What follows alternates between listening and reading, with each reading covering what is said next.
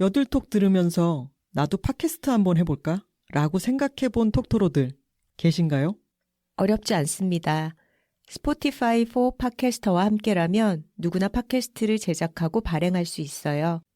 스마트폰 앱으로 녹음과 간단한 편집이 가능하고요.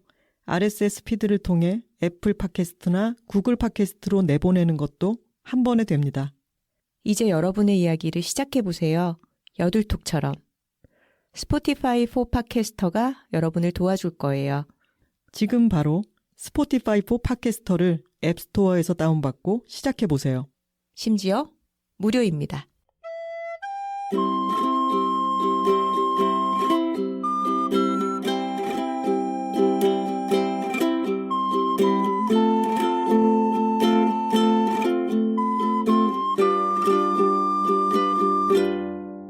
여자둘이 토크하고 있습니다. 안녕하세요. 김하나입니다. 안녕하세요. 황선우입니다. 하나씨. 네, 선우씨. 정말 바쁜 한 주였지 않습니까? 맞습니다. 저희야말로 불세출의 복가치스트가 되었습니다. 저희가 바쁘다는 말 잘 하지 말자, 복가치지 말자라고 늘 얘기를 하면서도 스케줄 관리에 좀 실패한 기간에는 어쩜 이렇게 일이 많지 하면서 좀 허덕허덕 할 때가 있어요. 근데 이번 주가 저희에게 그랬습니다. 이번 주는 주말에 일이 많으니 금요일에 녹음을 해야겠어 라고 했다가 금요일에 도저히 안 돼서 토요일에 일정 마치고 토요일 저녁에 녹음을 하자 했다가 일요일 저녁에 녹음하자 했다가 결국 지금은 월요일 낮입니다. 그러니까 오늘 녹음하자마자 편집해서 자정에 업로드를 해야 되는데 만약에 업로드 시간이 조금 늦어졌다면 저희가 오늘 하루 종일 달리고도 시간이 부족했었구나 이렇게 이해를 좀 해주시면 감사하겠습니다. 네. 원래 녹음을 하려고 했던 어제 일요일에는 최선을 다하면 죽는다. 북토크가 있었습니다. 저희 톡토로 투게더를 진행했던 바로 그곳 마포중앙도서관의 마중홀에서 350분의 하객이 독자, 아니죠? 독자. 350분의 독자님을 모시고 성황리에 북 콘서트를 마쳤습니다. 네, 톡토로 투게더 행사를 치르면서는 당분간은 이렇게 많은 청취자, 독자분들을 한 군데서 만나는 일은 없겠구나 생각을 했는데 3개월 만에 다시 그런 기회가 생겼고요. 김원비 작가까지 함께 해서 저희 셋이 우쿨렐레와 리코더의 목탁 트리오 세계 최초의 음악회로 진행을 해봤는데요. 다들 너무 즐겁게 들어주셔서 저희도 아주 기쁜 시간을 보냈습니다. 그리고 나름의 연륜이 쌓인 우리 서사음을 배경음악으로 목타키스트 김원비 뮤지션이 데뷔를 하는 자리였는데 너무 훌륭한 데뷔를 치렀죠. 신들린 연주였죠. 모두들 까무러쳤습니다. 저희가 딱 한 번 만나서 같이 연습을 했는데 이곳 녹음하고 있는 소리째에서 함께 연습을 했죠. 그랬죠. 소리째는 녹음을 위한 공간이기도 하고 연주를 위한 공간이기도 하니까. 근데 그때 하나 씨가 우리 사이에 김씨 존스잖아요. 프로듀서. 그렇죠.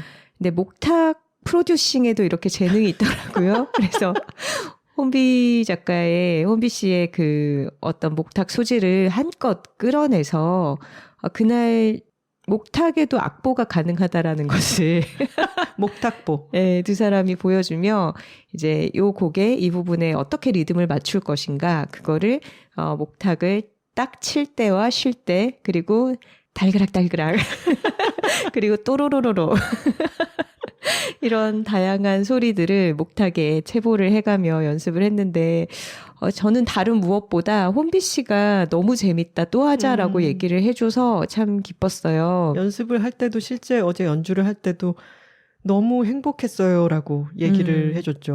최다죽 책을 읽으신 분들은 아시겠지만 혼비 씨가 그 책에 실린 편지를 저와 주고받는 기간에 번아웃을 겪기도 하고 상당히 좀 에너지가 고갈되어 있었는데 좀 일과 상관없는 이런 음악 활동을 통해서 좀 다른 식의 활력을 채워가고 있는 것 같아서 거기에 약간은 기여한 듯해서 아주 뿌듯했습니다.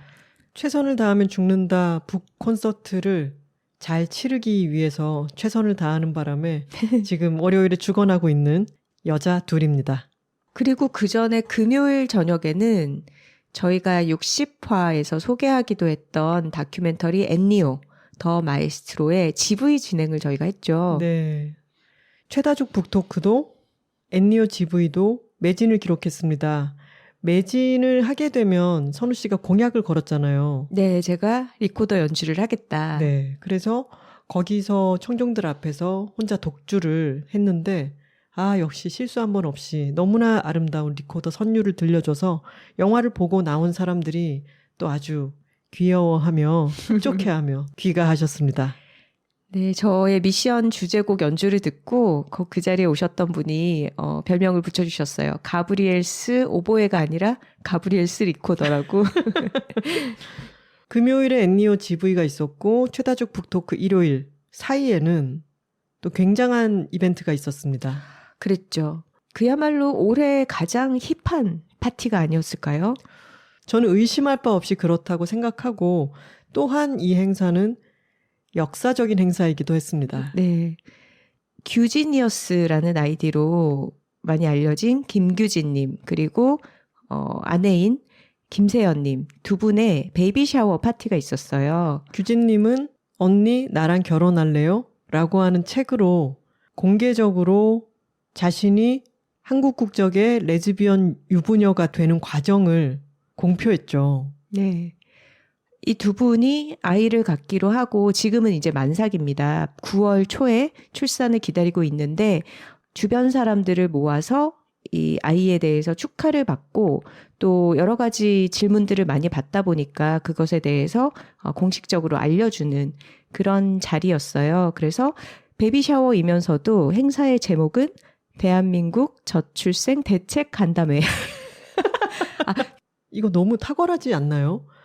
이분들이 해외에서 혼인신고를 하고 한국에서는 결혼식을 올리고 근데 보수 세력들에서 동성혼에 대해서 반대하는 여러 이유 중에는 이런 저출생 국가에서 출생에 하나도 기여 안 하고 저런 이기적인 결합을 인정해 달라고까지 한다라고 비난을 하잖아요.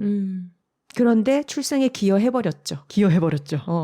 그래서 그것을 지금 이래서 되겠느냐 간담회까지 여는 거죠. 그렇죠. 이 행사가 아주 매우 훌륭한 진행자 금계님의 계속해서 빵빵 웃음이 터지는 진행으로 유쾌하게 시작이 되어서 국회의원 장혜영 의원까지 나와서 발제를 했습니다. 혼인평등법, 비혼출산지원법, 생활동반자법 이 세 법안에 대해서 장혜영 의원도 이 흥겨운 베이비 샤워에 톤 앤 매너를 맞춰서 아주 재미있는 발제를 또 구성을 해줬어요. 그래서 이 베이비 샤워와 이 동성 부부의 임신과 출산 그것이 갖는 의미에 대해서 너무나 머리에 쏙쏙 들어오게 설명을 잘해주시더라고요. 그렇습니다. 잠시 분위기를 여의도 국회의사당으로 만들었다가 또 그 뒤에는 민중가수 이랑 씨가 나와서 민중가수 축하하는 노래를 불러줬죠.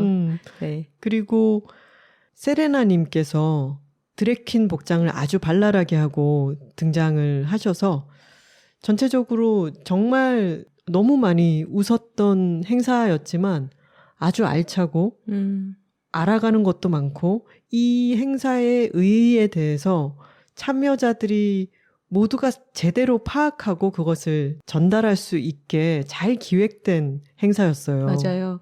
규진님이 광고 마케팅 분야에서 일하시는 걸로 알고 있는데 정말 행사를 하나 일하듯이 준비를 했더라고요. 그러니까요. 네, RSVP도 어찌나 깨알같이 2달 전부터 딱 알려주시고 정말 제가 가본 행사 저 많이 가봤잖아요. 네. 어떤 행사보다도 가장 매끄럽고 아주 흥겨웠다 이렇게 맞아요. 말할 수 있을 것 같아요. 아주 유능한 사람들이고 그리고 참 용감하죠.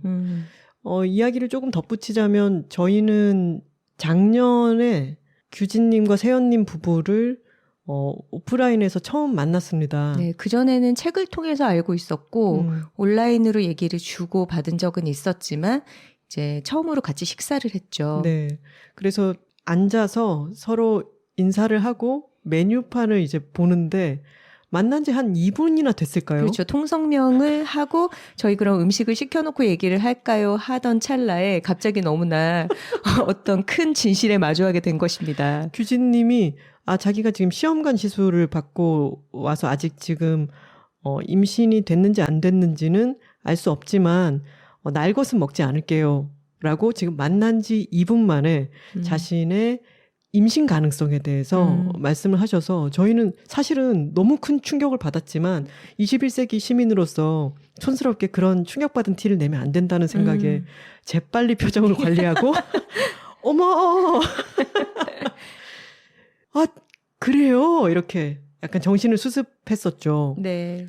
그러면서 깨달았습니다. 진짜 21세기가 도래해 있었는데 그것을 받아들일 준비가 아직은 안 돼 있는 상태였구나. 사람들은 사례를 직접 맞닥뜨려 가면서 자신의 관념 같은 것도 실제적으로 깨어지는구나 라는 생각을 했습니다. 네. 이 부부의 얘기를 들어보니까 두 분이 같이 프랑스에서 파견 근무를 나가서 지내면서 이제 주변에 프랑스에서는 커플들이 이성 커플이든 동성 커플이든 좀 안정적인 생활을 하는 경우에는 아이를 낳아서 키우는 게 너무 자연스러운 분위기라고 해요. 그래서 이들 규진세연님 부부에게도 애는 날 거지? 이거를 너무 아무렇지 않게 다들 물어보더라는 거예요. 그리고 주변에도 그렇게 출산 육아를 하는 친구들이 너무 많고. 규진님이 저는 와이프가 있다라고 얘기했을 때 그것에 대해서 놀라거나 이런 게 아니라 애는 날 거지? 이렇게 얘기를 하더라는 거죠. 네. 그리고 그런 얘기도 인상적이었어요. 주변의 양육자들을 봤을 때 애엄마가 혼자 그 아이 키우는 일을 전담해서 너무 많은 부담을 지고 허덕이기보다는 그거를 주변에서 다 같이 하면서 너무 아이에게 매달리지 않아도 되는 그런 상황들을 보면서 이걸 우리도 해볼 수 있겠다 이런 가능성을 생각했다고 해요. 그러니까 한국에서의 이런 저출생 시대에 어떤 환경이 마련되면 사람들이 더 애를 낳을까에 대해서 좀 우리도 생각해 보게 하는 그런 사례죠. 프랑스는 생활동반자법과 비슷한 시민결합법이던가요? 팍스라고 하는 제도가 있어서 사랑을 하고 일생을 보낼 약속을 했느냐 마느냐의 유무를 떠나 같이 생활하고 어떤 책임감을 갖고 있는 사람들이 좀 더 어렵지 않게, 무겁지 않게 결합을 할 수 있는 법안이 있고 그런 법안이 국가에서 함께 살기로 생각한 사람들을 많이 보호해주고 지원을 해주기 때문에 출생률이 OECD 가입 국가 중에서 가장 높지 않습니까? 그리고 이 아이가 일단 태어나면 혼인 기반으로 태어났는지 팍스 제도를 배경으로 태어났는지 아니면 그냥 태어났는지에 상관없이 아이가 일단 태어나면은 지원을 한다는 것 그것도 이 출생률에 기여를 하죠. 그렇죠. 저는 늘 최고의 무브먼트는 그렇게 살아버리는 것이라고 생각하거든요. 어떤 제도에 결함이 있다. 어떤 제도를 만들어서 뭔가를 보완해야 된다라고 주장하는 것은 분명히 의미 있고 중요한 일이에요. 근데 그것을 법안으로서 고쳐나가는 것과 병행되어야 하는 것은 실제 사례로 살아버리는 사람들의 실제 모습이라고 생각을 하고 저희가 여자들이 살고 있습니다를 쓴 것도 저희는 그냥 이런 방식으로 살아버리고 있어요. 그것의 구체적인 사례를 사회에 보이고 싶다라는 마음에서였잖아요. 그래서 규진님의 이런 매우 용기 있는 행보가 대단히 존경스럽고 개인이 나는 동성혼을 했고 그 과정을 공개하고 그리고 임신 8개월이다 라고 하는 만삭의 모습을 취재진들 앞에 공개했을 때 얼마나 수많은 비방과 욕설과 이런 것들이 따라옵니까? 불보듯 뻔하죠. 근데 너무나 유쾌한 것은 이 베이비 샤워가 강남의 모 호텔에서 치러졌습니다. 저희가 맛있는 뷔페 음식도 먹었고요. 그랬는데 축의금이나 선물을 절대 받지 않겠다라고 미리 공지가 왔기 때문에 그러면 이 비용은 어떻게 감당을 할까라고 생각을 했는데 그 비용은 규진님의 기사에 악성 댓글을 단 악플러들을 고소해서 그 합의금으로 치러졌다고 합니다. 그렇죠. 너무 엄청나지 않습니까? 네, 아주 수액이 대단합니다. 이분들에게 대해서 한국은 정상 가족에 대한 관념이 너무 강하잖아요. 그래서 그래도 애가 태어나서 제대로 자라려면 아빠 엄마가 있는 환경이어야지 뭐 엄마가 둘인데 괜찮겠어? 이런 식으로 얘기하는 사람들이 있잖아요.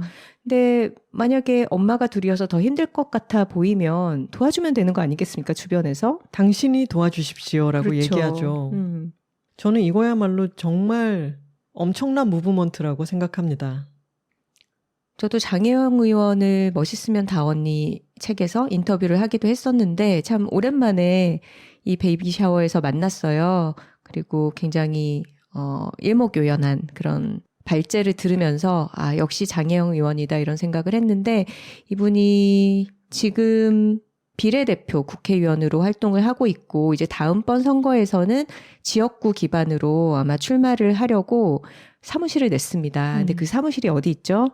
저희 동네에 있죠. 네. 망원역 바로 옆에 있습니다. 그렇습니다. 저희는 사실 이 소식을 따로 전달받은 게 아니라 저희 동네니까 지나가다가 봤죠.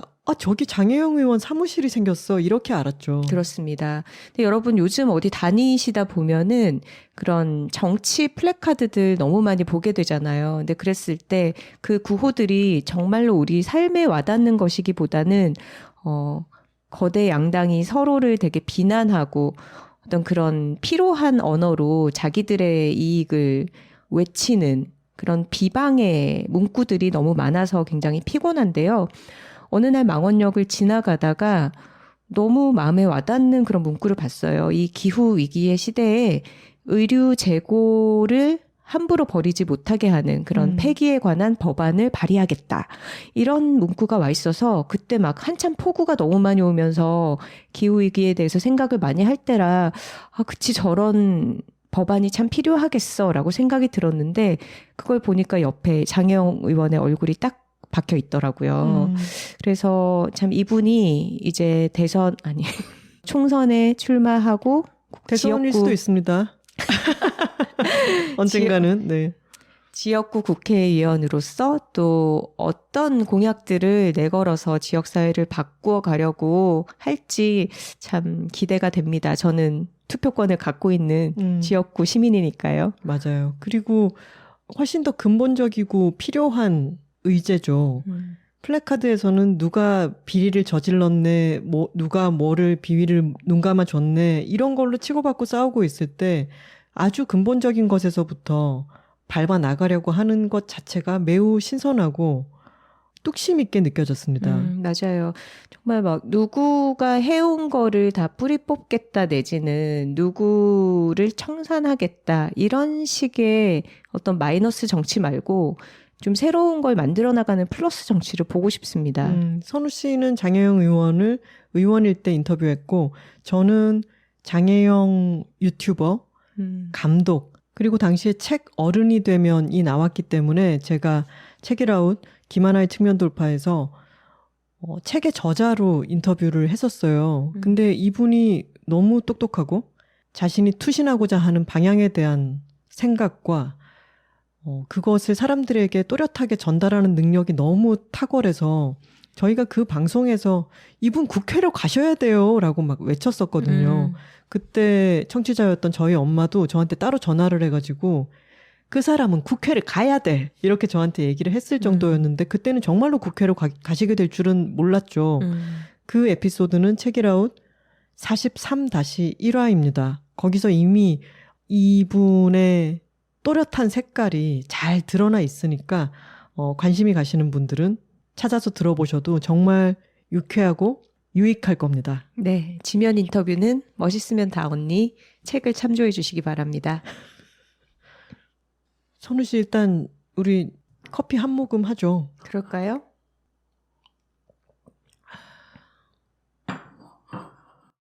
저희가 길게 팟캐스트를 녹음하다 보니 중간중간에 늘 음료를 마십니다.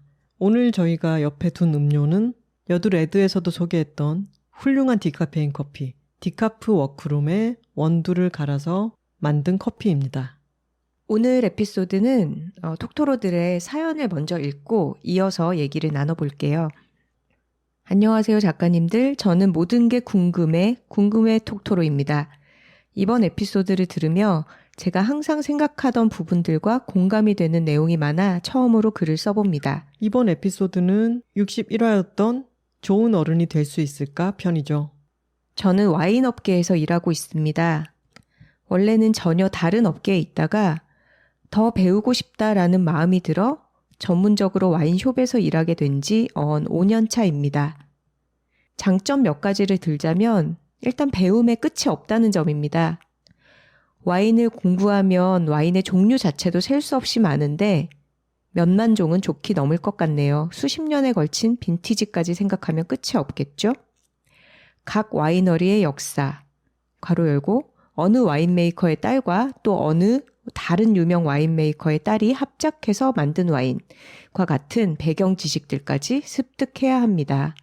그리고 포도나무를 키우는 과정에 들어가는 화학, 생물, 지질학, 포도를 가지고 양조하는 과정, 와인을 둘러싼 역사, 예를 들면 샴페인의 탄생에는 엄청난 압력을 견디는 튼튼한 유리 제작이 필요하고 튼튼한 유리는 폭발적인 석탄 에너지를 필요로 해서 영국 산업혁명을 거친 뒤에 본격적으로 생산이 되었다 등등. 그리고 다양한 와인 스타일에 대한 이해, 주정 강화 와인, 스위트 와인, 레드 와인, 스파클링 와인 등등.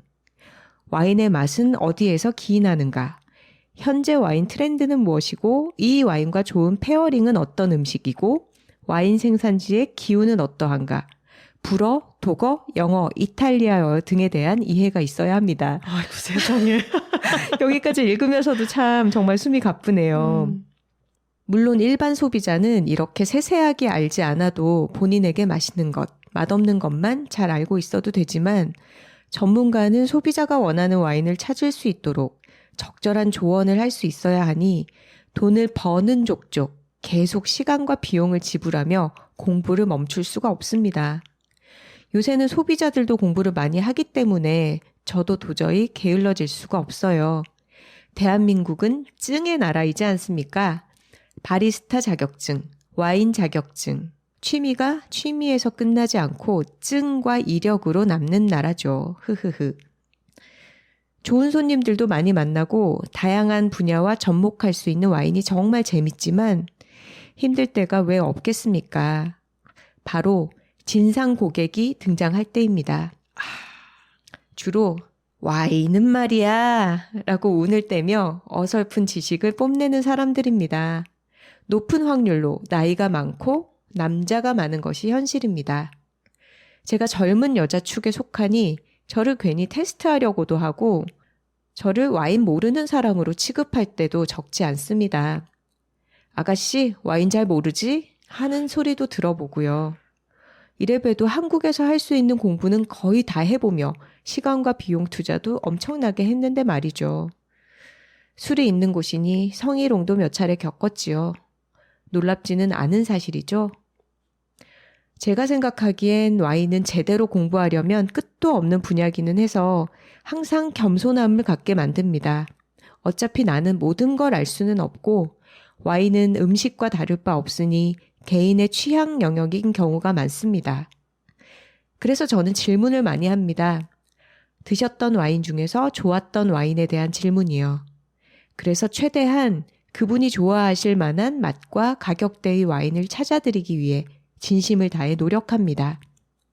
요새는 기술이 좋아 저렴한 가격대에서도 충분히 맛난 와인을 찾을 수가 있어요.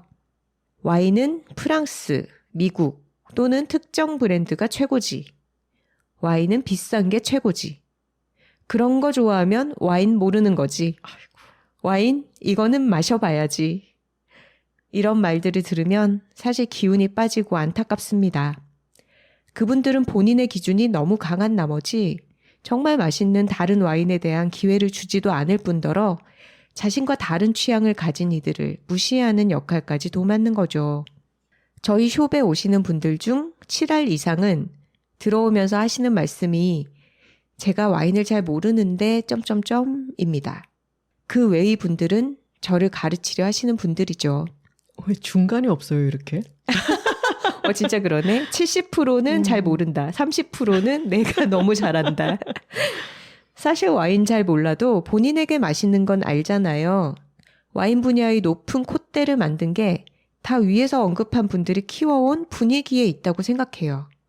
기죽은 고객님들 중 대다수는 여자분들이기도 하고요. 너무 안타깝더라고요. 어느 와인 모임에 가서 안 좋은 이야기, 무시당하는 발언들을 들은 경우도 많더라고요. 저는 항상 그분들의 기분을 업시켜 드리려고 합니다. 와인도 음식과 똑같아요. 누구는 평양냉면을 좋아하고, 누군 함흥냉면을 좋아하고, 취향은 너무 다양하고 개인적인 것이기 때문에 누가 본인의 입맛이 싸구려라고 폄하할 수 있는 게 아니에요. 와인 대신 커피나 음악 등 다른 것들을 대입해 볼 수도 있겠죠. 선입견에 사로잡혀 본인의 위대함에 자아도취되어 수많은 인연과 기회를 놓치는 사람들. 저는 올해 호주에 약 20일간 여행을 다녀왔습니다. 당연히 와인 관련 투어도 했는데 제가 한국에 있을 때 갑갑했던 면이 많이 해소되었어요. 한국에서의 와인씬은 유명한 와인, 유명한 품종, 유명한 와인 지역으로만 굴러가는 경우가 많은데 호주는 워낙 새로운 시도를 많이 해서 특이한 블렌딩, 특이한 품종, 별난 실험 정신의 양조 스타일이 많아 너무 재밌고 신나게 되더라고요. 내가 바란 건 이런 새롭고 신기한 경험이었구나 하는 생각이 다시 들었어요. 그리고 느꼈죠. 이런 감정을 많은 사람들과 편하게 나누면 얼마나 좋을까 하고요. 특히 와인 업계에 있어서요. 괜히 있어 보이는 척 하고 싶지도 않고 내가 많이 안다고 다른 사람을 무시하지 않고 너는 그런 걸 좋아하는구나. 나는 이런 걸 좋아해. 네가 그런 걸 좋아한다고 하니 나도 그게 궁금해서 먹어보고 싶다 하는 마음은 얼마나 즐겁습니까? 작가님들과 톡토로 여러분도 충분히 공감해 주실 것 같아 제 분야의 이야기를 꺼내봤습니다. 비도 많이 오고 비가 오지 않는 날엔 폭염주의보가 있으니 걱정이 많은 나날들입니다. 모두 무탈한 하루 보내시길 바라겠습니다. 하셨네요. 그러면서 1주년 행사 때 못 오셨다고 예스24 최다죽 행사에서 뵙겠습니다 하셨는데 어제 즐거운 시간 보내고 가셨는지 모르겠습니다. 그러게요. 와인 진상들 스트레스를 좀 털어버리고 가셨으면 좋겠네요. 궁금해 톡토로님의 사연을 읽다 보니까 저희가 정말 평소에 하고 있던 생각들 그리고 좋은 어른이 될 수 있을까 때도 일부 좀 담아봤던 그런 생각들과 굉장히 공감 가는 이야기를 해주신 것 같아요. 이 메일이 건드린 부분이 저희가 사실 굉장히 많이 대화를 나누는 주제와도 다 있어서 짧은 코멘트로는 안 되겠다라는 생각을 하고 있던 차에 또 한 분의 메일이 이번 주에 도착을 했습니다. 네. 우암동 돌고래님의 메일입니다. 김하나 작가님, 괄호 열고 언니, 저는 코로나 덕분에 차 생활을 시작한 차린이입니다. 차의 역사가 굉장히 깊고 차의 종류가 워낙에 넓다 보니 차에 대한 공부를 하는 것도 너무나 재미있어요. 우암동 돌고래님 차를 마신 지 얼마 안 되셔서 스스로 차린이라는 단어를 사용하고 계신데 돌고래님 뿐만이 아니라 많이들 헬스를 시작한 지 얼마 안 됐을 때 헬리니, 테니스를 시작했다 그럼 테리니 이런 식의 단어들을 많이 사용하는데 이거는 어린이들이 모든 것에 미숙하다, 서투르다 이런 것을 전제로 쓰고 사용하는 단어죠. 근데 제가 어느 칼럼에서도 쓰기도 했는데 사실 어린이들이 뭔가에 있어서 모자라고 부족한 존재만은 아니잖아요. 예를 들어서 테니스 천재인 어린이도 있고 초보자인 어른보다는 훨씬 그 분야에선 능력이 뛰어날 수도 있겠죠. 저는 제가 혀를 내두르는 우쿨렐레 천재 연주자 어린이가 있습니다. 또 수영에 있어서도 수영 정말 잘하는 어린이들 많죠. 맞아요. 그래서 어린이의 린이라는 어떤 표현을 처음 시작한 사람이 자기를 칭할 때 쓰지는 않았으면 좋겠다. 이런 제안을 좀 드려보고 싶고요. 차 초보? 이 정도로 표현을 바꿔보면 어떨까요? 네, 이어서 메일을 읽어보겠습니다. 차 초보답게 그리고 경제적인 상황을 고려하여 가성비 있는 찻잎부터 하나하나 맛보고 있는데요. 덕분에 하동에도 자주 방문하게 되고 여행을 갈 때마다 찻집을 찾고 그 지역의 특산품 차를 마시는 아주 건강한 취미가 생겨 좋습니다. 하동 저의 부모님의 고향입니다. TMI네요. 반가워서요. 네. 차를 마시며 사장님들과 나누는 대화도 너무나 좋고 저는 30대 후반인데 어린 나이에 차를 좋아하냐며 막내를 예뻐하는 귀여움을 받는 것도 참 기분이 좋습니다. 허허. 저는 좋아하는 게 생기면 지인들에게 막 추천을 하는 편인데요. 하루 종일 일을 해야 할 상황이 생기면 차도구를 바리바리 싸서 다니기도 해요. 어느 날 짬을 내어 회사에서 차를 우려 마시는 순간에 제가 평소에 존경하는 두 분이 들어오셨어요. 기쁜 마음으로 차를 드렸는데 이 모이 차는 싼 거냐? 맛이 왜 이렇냐? 이런 잔에 마시면 마시는 것 같지도 않겠다. 라고 하시는 거예요. 참 그 순간에도 당황해서 저렇게 말씀하시는 이유가 뭘까 생각하고 그 이후에도 문득문득 생각이 나더라고요. 참 많이 안타깝고 속상하기도 했고 그 이후로는 그분들을 대하는 저의 마음이나 눈빛이 마냥 맑지는 못했습니다. 언니라고 부르고 싶은 하나 작가님의 차도구만 봐도 언니라고 부르세요. 차도구만 봐도 센스가 보통이 아니던데 이참에 What's in my bag이 아니라 What's in tea, 티웨어 한번 기획해 주세요. 이상 부산 우암동 돌고래였습니다. 네. 자, 이 두 분의 사연에서 놀랍도록 공통적인 어떤 인물 군상이 등장합니다. 맞아요. 나이가 좀 많은 사람들이 와인과 차에 있어서 공통적으로 좀 무시하는 발언들을 하고 있죠. 이런 분들의 공통점이 뭐냐면 술 맛과 차 맛을 확 잡치게 만든다는 겁니다. 맞아요. 아니, 좋은 마음으로 이렇게 추천해 주려고 하고 좋은 마음으로 내가 마시는 차를 같이 마셔보자고 권하는데 거기 있어서 이런 식으로 무시하는 말을 들으면 되게 짜기 식죠. 짜기 그렇죠. 식고 다음부터는 같이 마시고 싶어지지 않죠. 저는 이런 마인드에 가장 깊숙한 곳으로 들어가게 되면은 모든 것을 레벨화하는 경향, 모든 것을 순위를 매기고 이건 이것보다 낮고 이건 이것보다 더 높고 이런 식의 위계를 세우는 경향이 이런 마인드를 만든다고 생각해요. 평소에 자주 하는 말이지만 저는 인생은 레벨업이 아니라 스펙트럼을 넓히는 것이다 라고 생각하기를 좋아하는데 레벨이라고 생각하면 사실 세계가 너무 좁아지기 쉬워요.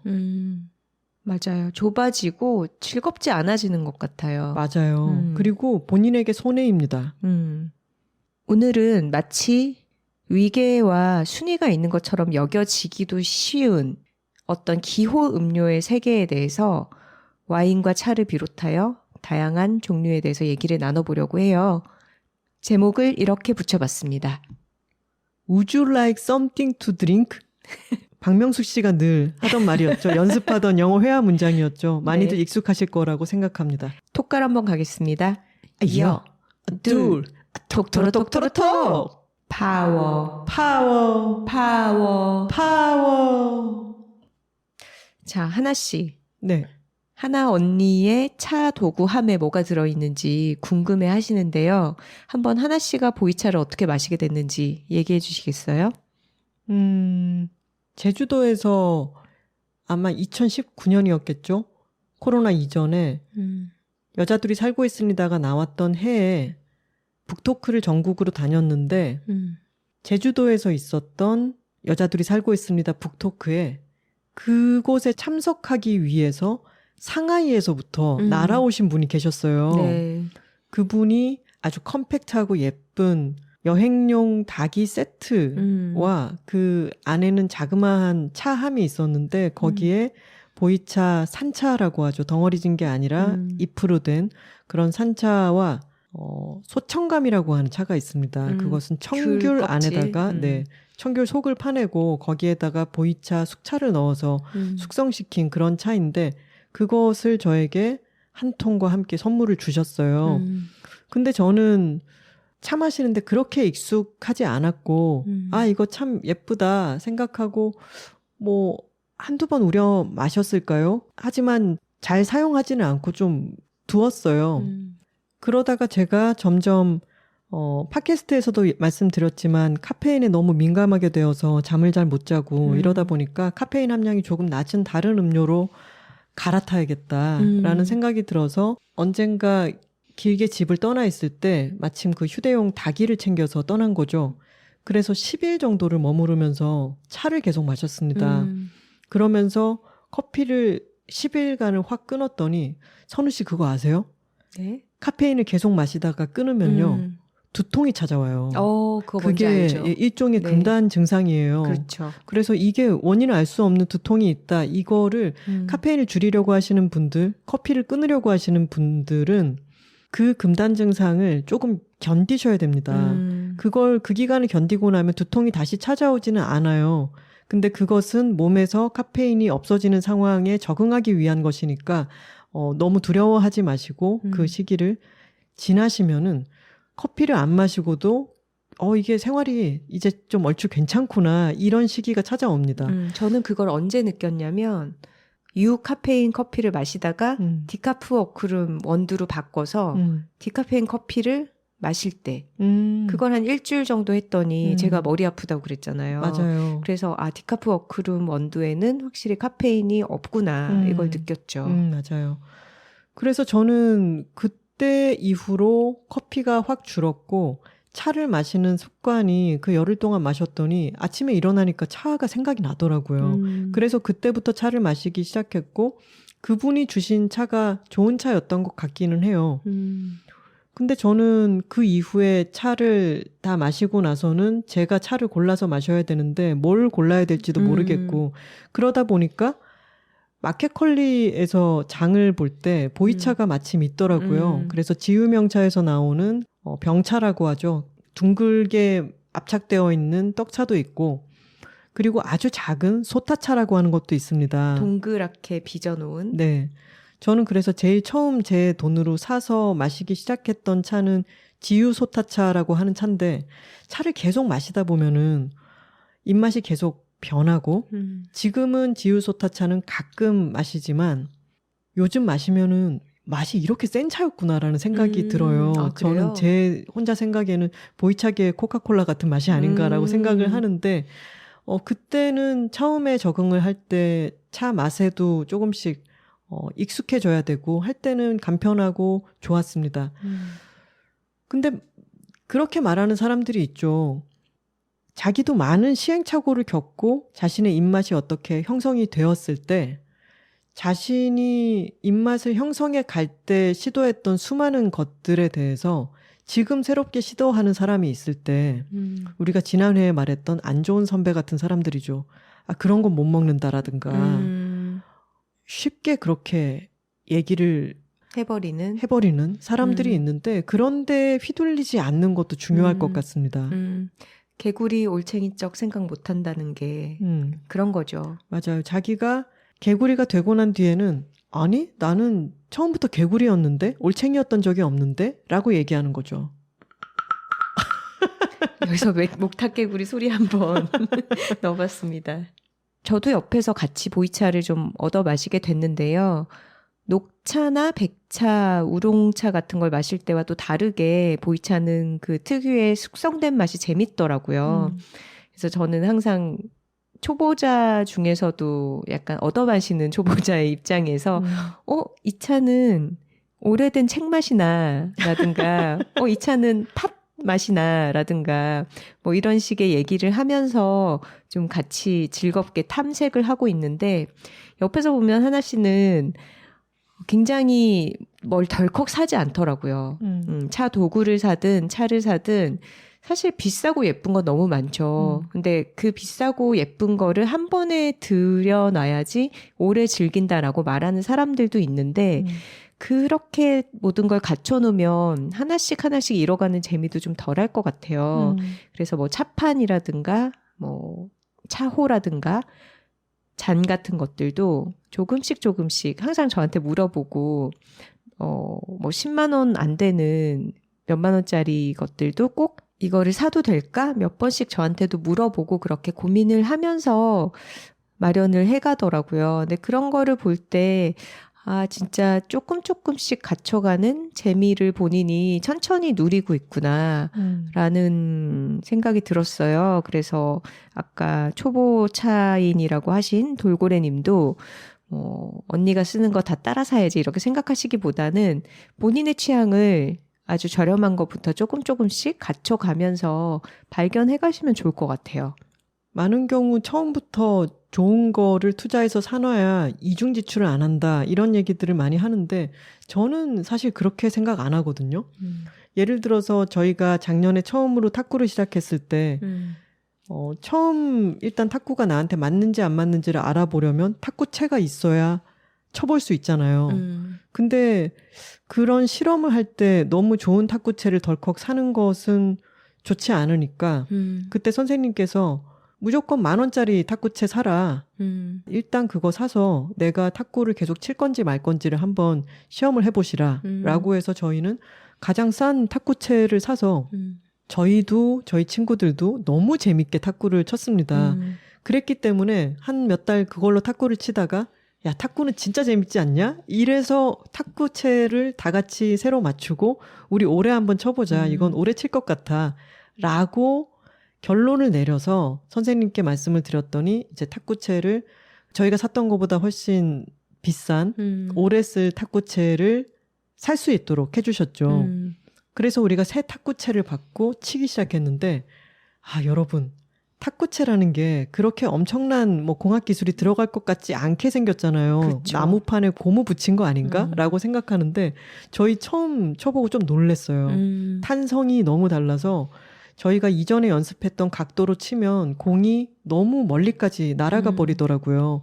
그래서 이게 바로 10,000원짜리 탁구채와 비싼 탁구채의 차이구나. 그렇죠. 그리고 10,000원짜리 탁구채로도 충분히 즐겁게 칠 수 있지만 이제는 더 좋은 탁구채가 있으니 좀 더 요령좋게 칠 수 있겠구나라는 깨달음이 생겼어요. 이제 쉽게 그만둘 수가 없죠. 그렇기도 좋은 하죠. 탁구채를 사놨기 때문에.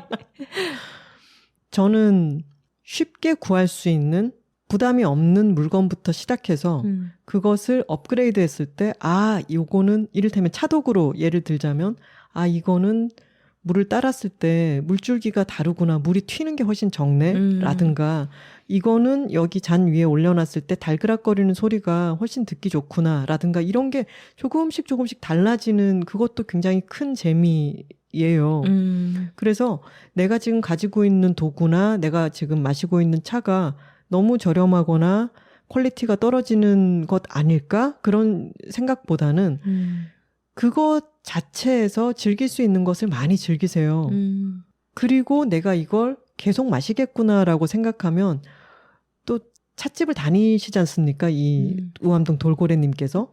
그러면 어느 찻집에 갔을 때 이거는 잔받침이 너무 좋다. 이런 거 하나 있으면 좋겠다. 이런 게 조금씩 생깁니다. 그러면 기회가 닿았을 때 어딜 구경 갔다가 뭘 살 수 있을 때 나 이런 거 갖고 싶었어.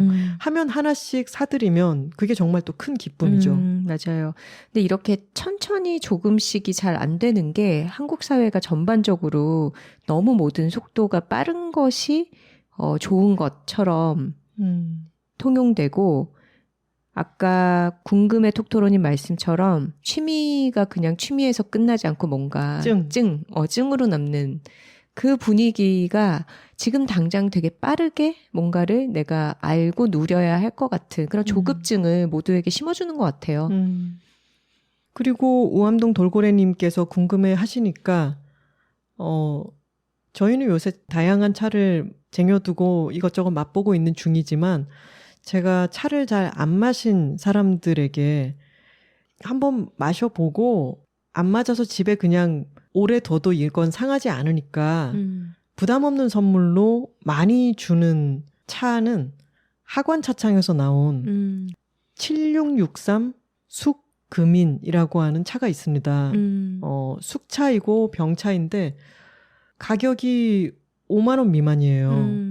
보이차 병차 하나가 357g인데 한 번에 마실 때 3에서 7g 정도 혼자 마시면 3에서 5g 정도 마신다고 생각하면 거의 100번 가까이? 네, 그렇게 많이 마실 수 있는 분량이기 때문에 전혀 비싼 게 아니고 아주 저렴한 축에 듭니다. 근데 제가 그 저렴한 정도의 차들을 많이 마셔봤을 때 초심자가 마시기에 맛이 어렵지 않고 맛있어요. 그래서 이 차는 제가 가장 많이 선물한 차이기도 한데 한번 드셔보시면 어떨까 싶네요. 네. 그리고 제가 좋아해서 하나 씨한테 맨날 그거 마시자, 그거 해줘라고 하는 차가 있습니다. 금침백연이라는 차고요. 어느 차참? 데익. 네. 데익 브랜드에서 나오는 금침백연이라는 차인데 제가 마셨을 때는 약간 곡물 특유의 좀 단맛 같은 게 나고 팥맛이라고 선우 씨가 얘기했죠. 팥 뉘앙스가 있어서 좀 부담 없이 좀 날카로운 맛 없이 부드럽게 마실 수 있는 차예요. 그래서 그 차도 저희가 참 좋아합니다. 이 차는 한 9만 원에서 10만 원 정도 했던 것 같습니다. 역시 100번에 가깝게 마실 수 있고요. 그렇죠. 처음 말씀드린 지우소타차는 보이차의 두 가지 분류죠. 생차와 숙차가 같이 합쳐져 있는 좀 독특한 차입니다. 저희가 좀 전에 추천을 해드린 차 두 개는 숙차 계열이고요. 생차로 넘어가면 가격도 천차만별이고 종류, 맛도 천차만별이어서 이건 정말 추천을 드리기가 어려울 것 같아요. 이거는 차근차근 알아나가 보시고요. 제가 차를 마시러 이곳저곳을 다녔더니 어느 찻집 사장님께서 보이차는 좋은 생차, 비싼 생차를 마시려고 마시는 거다. 결국은 그쪽으로 다 가게 돼 있다라고 말씀을 하셨는데 저는 생차는 카페인 함량이 조금 더 높기 때문에 하루에 적게밖에 못 마시고 숙차는 소화제처럼 내내 마시거든요. 그래서 그분이 말씀하신 것처럼 저도 언젠가는 비싸고 좋은 생차를 마시는 것으로 가게 될지도 모르겠지만 아 그런가요? 하고 저는 지금 차곡차곡 차를 마셔가고 있는 이 생활에 아주 만족하고 있어요. 그래서 그렇게 다른 사람의 차에 대한 생각을 너무 받아들일 필요는 없는 것 같아요. 그리고 차에 대해서 저희가 어설프게 얘기하는 걸 들으시기보다는 서울에 지금 아주 근사한 찻집들이 많이 있습니다. 저희가 좋아하는 찻집은 한남동에 있는 산수화. 용산의 무심원, 정독도서관 옆에 워라보이. 그리고 더 캐주얼하게 차를 드시려면은 맥파이 앤 타이거라고 하는 찻집이 신사동에 있고 저희도 얼마 전에 성수점을 다녀왔는데 그런 여러 군데의 찻집을 다니면서 차를 접해보고 거기 운영하시는 분께 설명도 들어보고 구경도 하고 그러면 참 좋죠. 맞아요. 저희가 보이차를 마시기 시작한 후로는 어떤 지역의 행사나 북토크를 하러 가서도 거기에 있는 찻집에 들러보게 되는데 전주 갔을 때도 들러봤던 찻집이 참 좋았죠. 명가원이라고 하는 찻집이었죠. 서울에도 명가원이 있습니다. 좋은 찻집을 가게 되면요. 거기에 있는 기물이나 그 찻집의 분위기, 가끔씩 피워주는 향 같은 것들이 이 빠른 도시 서울에서 만나기 힘든 아주 고즈넉한 멋이 있습니다. 그래서 찻집을 다니는 경험을 하시는 것은 인생에도 저는 아주 크게 도움이 되는 일이라고 생각합니다. 아까 인생은 레벨업이 아니라 스펙트럼을 넓히는 것이다 이런 얘기를 했는데 저는 경제적 여유가 되어서 비싸고 좋은 맛을 많이 아는 사람이 되더라도 그 싸고 맛있는 그 입맛을 잃지 않는 사람이 되었으면 좋겠어요, 제가. 저희 친구 중에는 외국에서 요리를 전공하고 자신의 레스토랑을 운영한 적도 있는 친구가 있습니다. 서대문구에 떠오르는 탁구인이죠. 조수란이라고 하는 친구인데 이 친구는 요리 전문가고 그래서 또 음식에 대한 경험도 아주 많죠. 그러면서도 편의점 샌드위치 중에는 어느 편의점에 어느 샌드위치가 맛있는지까지 다 알고 있는 친구란 말이죠. 저는 그 친구가 스펙트럼이 정말 넓다고 생각하고 저는 그래서 그 친구가 음식에 대한 전문가이지만 그 앞에서 위축되지 않고 다양한 맛있는 것들을 정말 즐겁게 즐길 수가 있어요. 예전에 선우 씨가 세상에 안 만나본 사람이 없는 선우 씨가 미술작가 이우환 선생님을 인터뷰한 적이 있었잖아요. 그랬죠. 그때는 제가 선우 씨를 개인적으로 알기 전에 잡지에서 그 인터뷰를 읽고 참 좋다고 생각해서 지금까지 기억하고 있는 여러 부분들이 있는데 거기에 이런 에피소드가 있었어요. 이우환 선생님의 손주가 버거를 먹고 싶다고 한 거예요. 햄버거를. 그래서 프랜차이즈 햄버거는 아무래도 성분이 의심스럽고 그래서 이우환 선생님이 유명한 셰프에게 맛있는 버거를 주문을 해서 굉장히 근사한 버거를 손주 앞에 이렇게 내어주었더니 그 손주가 그걸 맛보고는 맥도날드 버거 먹고 싶다고 했다는 거예요. 비싸고 좋은 것이 꼭 그 사람에게 맛있는 걸로 귀결되지는 않아요. 경험의 문제도 있고 비용의 문제도 있겠지만 어느 시기에 어떤 입맛에 그것이 대적하지 못할 때도 있죠. 그리고 이거는 어떤 연령대에 그 공산품적인 어떤 표준화된 맛이 거기에 담긴 기억이랑 결부돼서 그 맛만이 채워주는 심리적인 충족감이 있는 것 같아요. 그 손주에게 맥도날드 햄버거가 이우환 선생님의 어떤 셰프의 대단한 수제버거에 대응되기보다는 이우환 선생님 본인은 어린 시절에 고향에서 먹었을 법한 어떤 뭐 호박잎 쌈밥 같은 거의 개념일 수 있지 않나요? 그렇죠, 손주 그렇죠. 세대에게는. 그리고 저희도 제가 최근에 굉장히 흥분하고 있는 뉴스가 하나 있는데 파파이스가 다시 문을 열어서 맞아요. 꼭 가봐야겠다라고 생각하고 있거든요.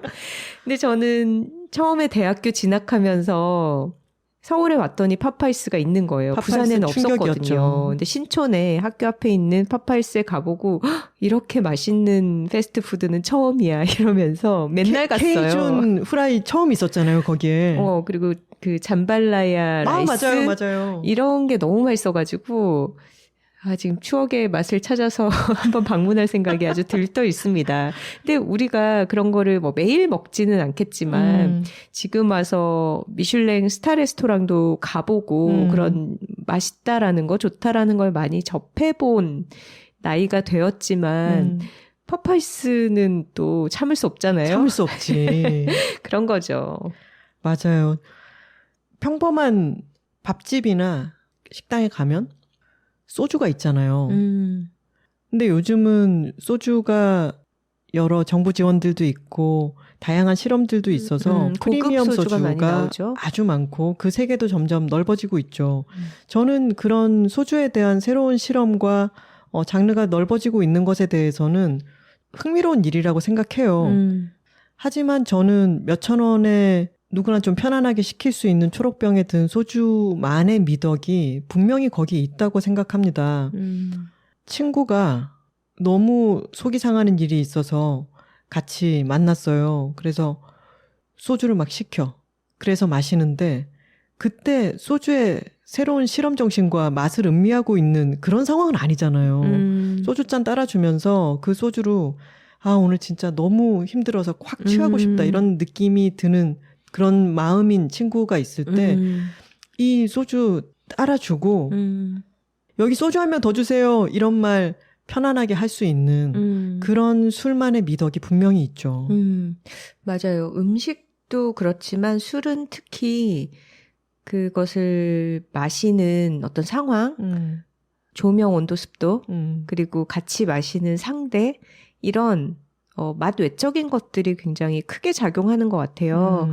저희도 와인을 참 좋아하지만 진짜 너무 비싼 와인은 갈수록 정말 고급을 추구하면 끝이 없잖아요. 근데 그렇게 너무너무 고급 와인 한 병을 마시는 것보다 제가 생각하는 어떤 저에게 가장 와인을 맛있게 마시는 상황을 떠올려 보면 일단 좀 날이 맑고 해가 떠 있고 좀 건조한 그런 날씨에 나무들이 좀 울창한 그런 야외에서 그늘에 앉아서 친구들과 같이 아주 시원하게 칠링이 잘 된 그런 화이트 와인이나 스파클링 와인을 부담 없이 그냥 부담이 있으면 많이 못 마시니까 부담 없는 가격의 와인을 그렇게 편한 마음으로 좋은 사람들과 나눠 마시는 그런 풍경이 그려지거든요. 근데 그랬을 때 그 와인은 뭐 너무 비싸고 고급스러운 그런 와인일 필요는 절대 없는 것 같아요.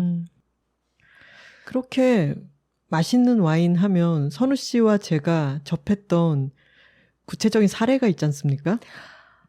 저희가 정말 두고두고 얘기하는 그 와인 맛있게 마시기 대회 1등상 드리고 싶은 그런 분이 기억이 나죠. 네. 저희 둘이 가끔씩 된장찌개를 먹으러 가는 고깃집이 있는데 양평동 또순이네입니다. 저희는 이제 찌개랑 밥이랑 먹고 있었고 옆 테이블에 대낮부터 이제 고기를 구워 드시는 가족이 있었어요. 근데 아버지랑 딸 사이인 것 같은데 아버지는 흰머리가 성성한 분이었고 상상해 보자면 아마도 딸이 부모님과 따로 떨어져 살면서 이제 식사를 같이 하기 위해서 와인을 한 병 가져와서 그걸 나눠 마시는 풍경이었던 것 같아요. 네, 루이자도의 샤블린지 샤도네인지 아무튼 화이트 와인이었습니다. 근데 그거를 이제 딸이랑 아버지랑 건커니 자커니 한 잔씩만 마시는데 그 아버지 분이 정말 한 모금 마실 때마다 너무 맛있다.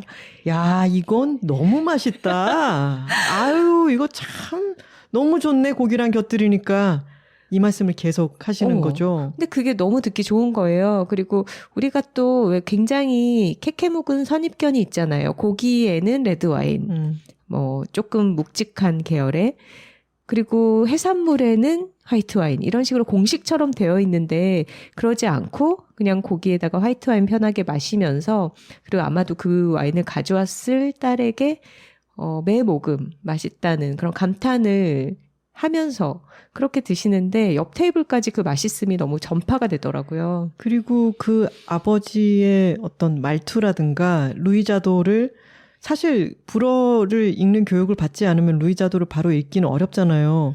그렇게 발음을 하시는 걸 보면 다른 와인도 많이 마셨음직한 분 같았어요.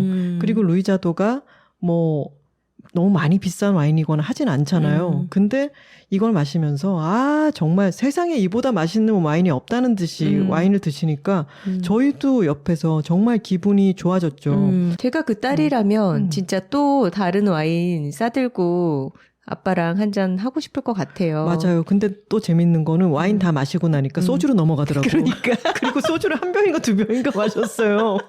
그냥 잘 마시는 집안이었다. 소주도 되게 맛있게 마셨어. 가풍이 아주 잘 네. 드시는 집안이었다. 저는 그러면 그게 위너라고 생각합니다. 그러니까 딸이랑 사이가 좋아지는 굉장히 쉬운 방법이지 않나요? 그리고 그분이 그게 맛이 없는데 딸이 가져왔으니까 맛있다가 아니라 그건 아니었죠. 네. 진정 즐기는 분이었다. 언제나 뭐 어떤 상황에서도 맛있게 먹는 사람이 위너입니다. 맞아요. 그리고 아까 보이차를 권했을 때 이렇게 마시면 뭐 맛이 있어? 이거 싼 거 아니야? 뭐 이렇게 얘기한 사람이랑은 절대로 같이 다시 차를 마시고 싶지 않죠. 차 맛을 잡친다고 말씀드렸죠. 얘기 나온 김에 궁금해 톡토로님께 와인 추천 좀 부탁드리고 싶네요. 그러게요. 선생님 저희 샤블리 좋아합니다. 저희도 진짜 와인은 정말 너무 다양하고 넓은 방대한 세계이기 때문에 또 저희의 친구 중에 망원동에 와인바를 운영했던 망타클 멤버 황사에게 도움을 많이 받아서 좀 저희의 취향을 확립해 가고 있는데 황사의 말로는 저희가 와인 취향이 굉장히 좁다고 하더라고요. 그러니까 좀 산미가 있으면서도 너무 날카롭지 않은 그런 와인을 좋아하고 약간 맑은 계열, 달지 않은 드라이한 계열을 좋아하죠.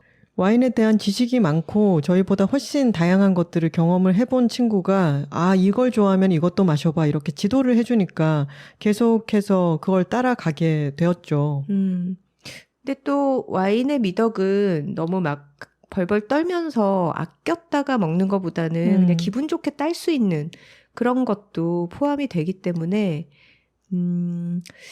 저는 사실 화이트 와인의 경우에는 좀 스크루캡, 이 코르크마게가 아닌 신대륙에서 나온 좀 과실향 나는 그런 소비뇽 블랑 같은 것도 맛있게 먹는 편이에요. 뭐 얘기하다 보니까 너무 먹고 싶네요.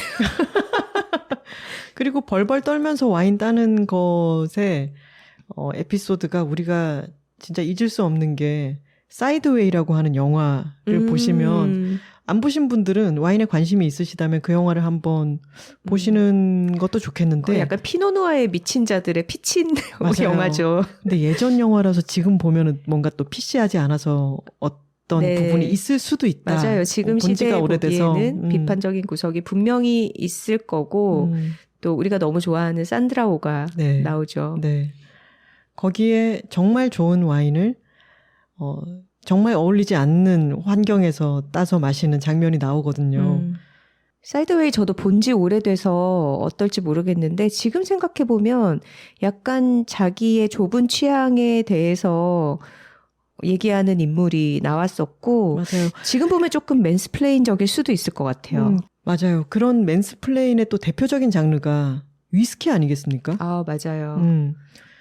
저 한 10년 전쯤 한국에 이런 싱글몰트 위스키가 처음 붐을 이뤘을 때 그때 바에 가면 항상 뭐 발베니 같은 거 마시면 약간 무시당하면서 아드백이 최고의 위스키다 이런 남자들 너무 많이 봤거든요. 피트 향이 있어야 되고 뭐 캐스크 스트렝스는 마셔봤나 뭐 이런 식의 온갖 고나리질들이 들어옵니다. 마치 위스키는 성인 남자들의 전유물인 것처럼 성인이어야죠 사실. 그건 그렇지. 하지만 성인 여성들도 먹을 줄 안다. 근데 특히나 우리나라에서 위스키가 맨스플레인이 너무 판을 치는 그런 영역인데요. 평양냉면과 함께. 어린 톡토로 여러분들 중에 아직 나는 평양냉면 맛이나 위스키 맛은 모르겠어라고 하시는 분들은 당연합니다.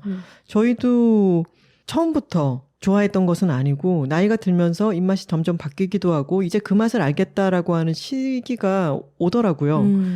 근데 위스키를 처음 마실 때 요즘은 또 하이볼이 많이 유행을 하고 있으니까 다양한 위스키를 편안하게 마시는 분위기가 확산이 되고 있는데 위스키는 여러분 마시고 싶은 대로 마시면 됩니다. 주스랑 마셔도 되고요. 콜라랑 마셔도 되고 물을 타서 마셔도 되고 데워서 마셔도 되고 설탕을 타서 마셔도 됩니다. 여러분이 마시고 싶은 방식으로 즐기면 그게 위너죠.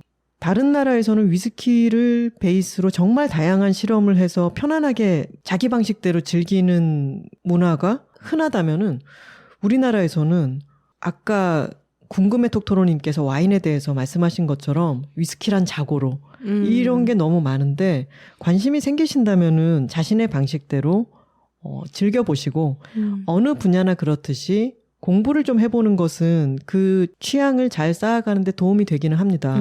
하지만 공부가 필수적인 것은 아니에요. 그리고 저희가 계속 얘기했던 것처럼 레벨업이 아니라 스펙트럼을 넓히는 거라고 생각하고 이 기호음료의 세계에서도 다양하게 즐겨보시고 자기랑 맞는 게 있으면 조금 더 깊이 탐구해보시고 이런 마인드로 접근을 하시면은 더 즐거움을 더 많이 누리고 위너가 될 수 있겠죠. 맞아요. 어느 취미의 영역에서든 통용되는 보편적인 계보를 공부하고 익히는 것도 필요하지만 그것만 쫓아가다 보면은 자기 것이 생기지 않습니다. 자기 나름의 지도를 만들어 나가는 게 훨씬 중요하다고 생각합니다. 저희가 소리째를 열고서 처음으로 술손님들을 초대를 했는데 그게 바로 저희의 녹음을 도와준 시시알콜 팀 두 사람이었어요. 그래서 김혜경, 이승용 두 분이었습니다. 네, 능청과 풍문, 풍문과 능청. 그래서 그들을 초대하고 뭘 마실까 하다가 그날 비가 꽤 왔습니다. 그래서 비 오는 날이니까 막걸리? 이렇게 돼서 정말 저희는 막걸리를 그렇게 즐기는 편이 아닌데 그날은 마트에 가서 좀 종류별로 다양한 막걸리들을 사봤어요. 그래서 느닷없이 소리째 오픈 집들이 겸 막걸리 테이스팅 축제가 됐죠. 저희 마트에 가서 막걸리를 다양하게 담는데 저는 막걸리 가격이 다 고만고만할 거라고 생각했는데 10배씩 막 차이가 나더라고요. 그러니까요. 비슷한 저희가 칸에 있는데도. 잘 사다 먹지 않으니까 그렇게 가격이 천차만별인지 몰랐죠. 근데 비가 오는 날 여기 소리째에서 안주를 몇 가지 시켜놓고 뭐 매운 것도 있고 기름기 있는 것도 있고 거기다가 이제 막걸리를 곁들였더니 분위기가 너무 좋았어요. 그리고 4명이 모여서 마시니까 뭐 한 병을 나눠 먹었을 때 거의 한 잔씩 먹고 다음 병으로 넘어갈 수 있고 해서 제대로 맛을 볼 수가 있었죠. 네. 그래서 저희가 그것을 뭐가 제일 맛있었느냐 투표를 하기도 했는데 1위와 2위가 가장 비싼 막걸리가 아니었죠. 맞아요. 저희가 사온 것들 중에는 가격이 꽤나 나가는 막걸리도 있었는데 그게 꼭 높은 순위가 되지는 않았습니다. 2만 원짜리 막걸리가 2천 원짜리 막걸리보다 10배 맛있냐? 그게 아니다. 절대 아니더라고요. 오히려 더 맛이 없기도 하더라.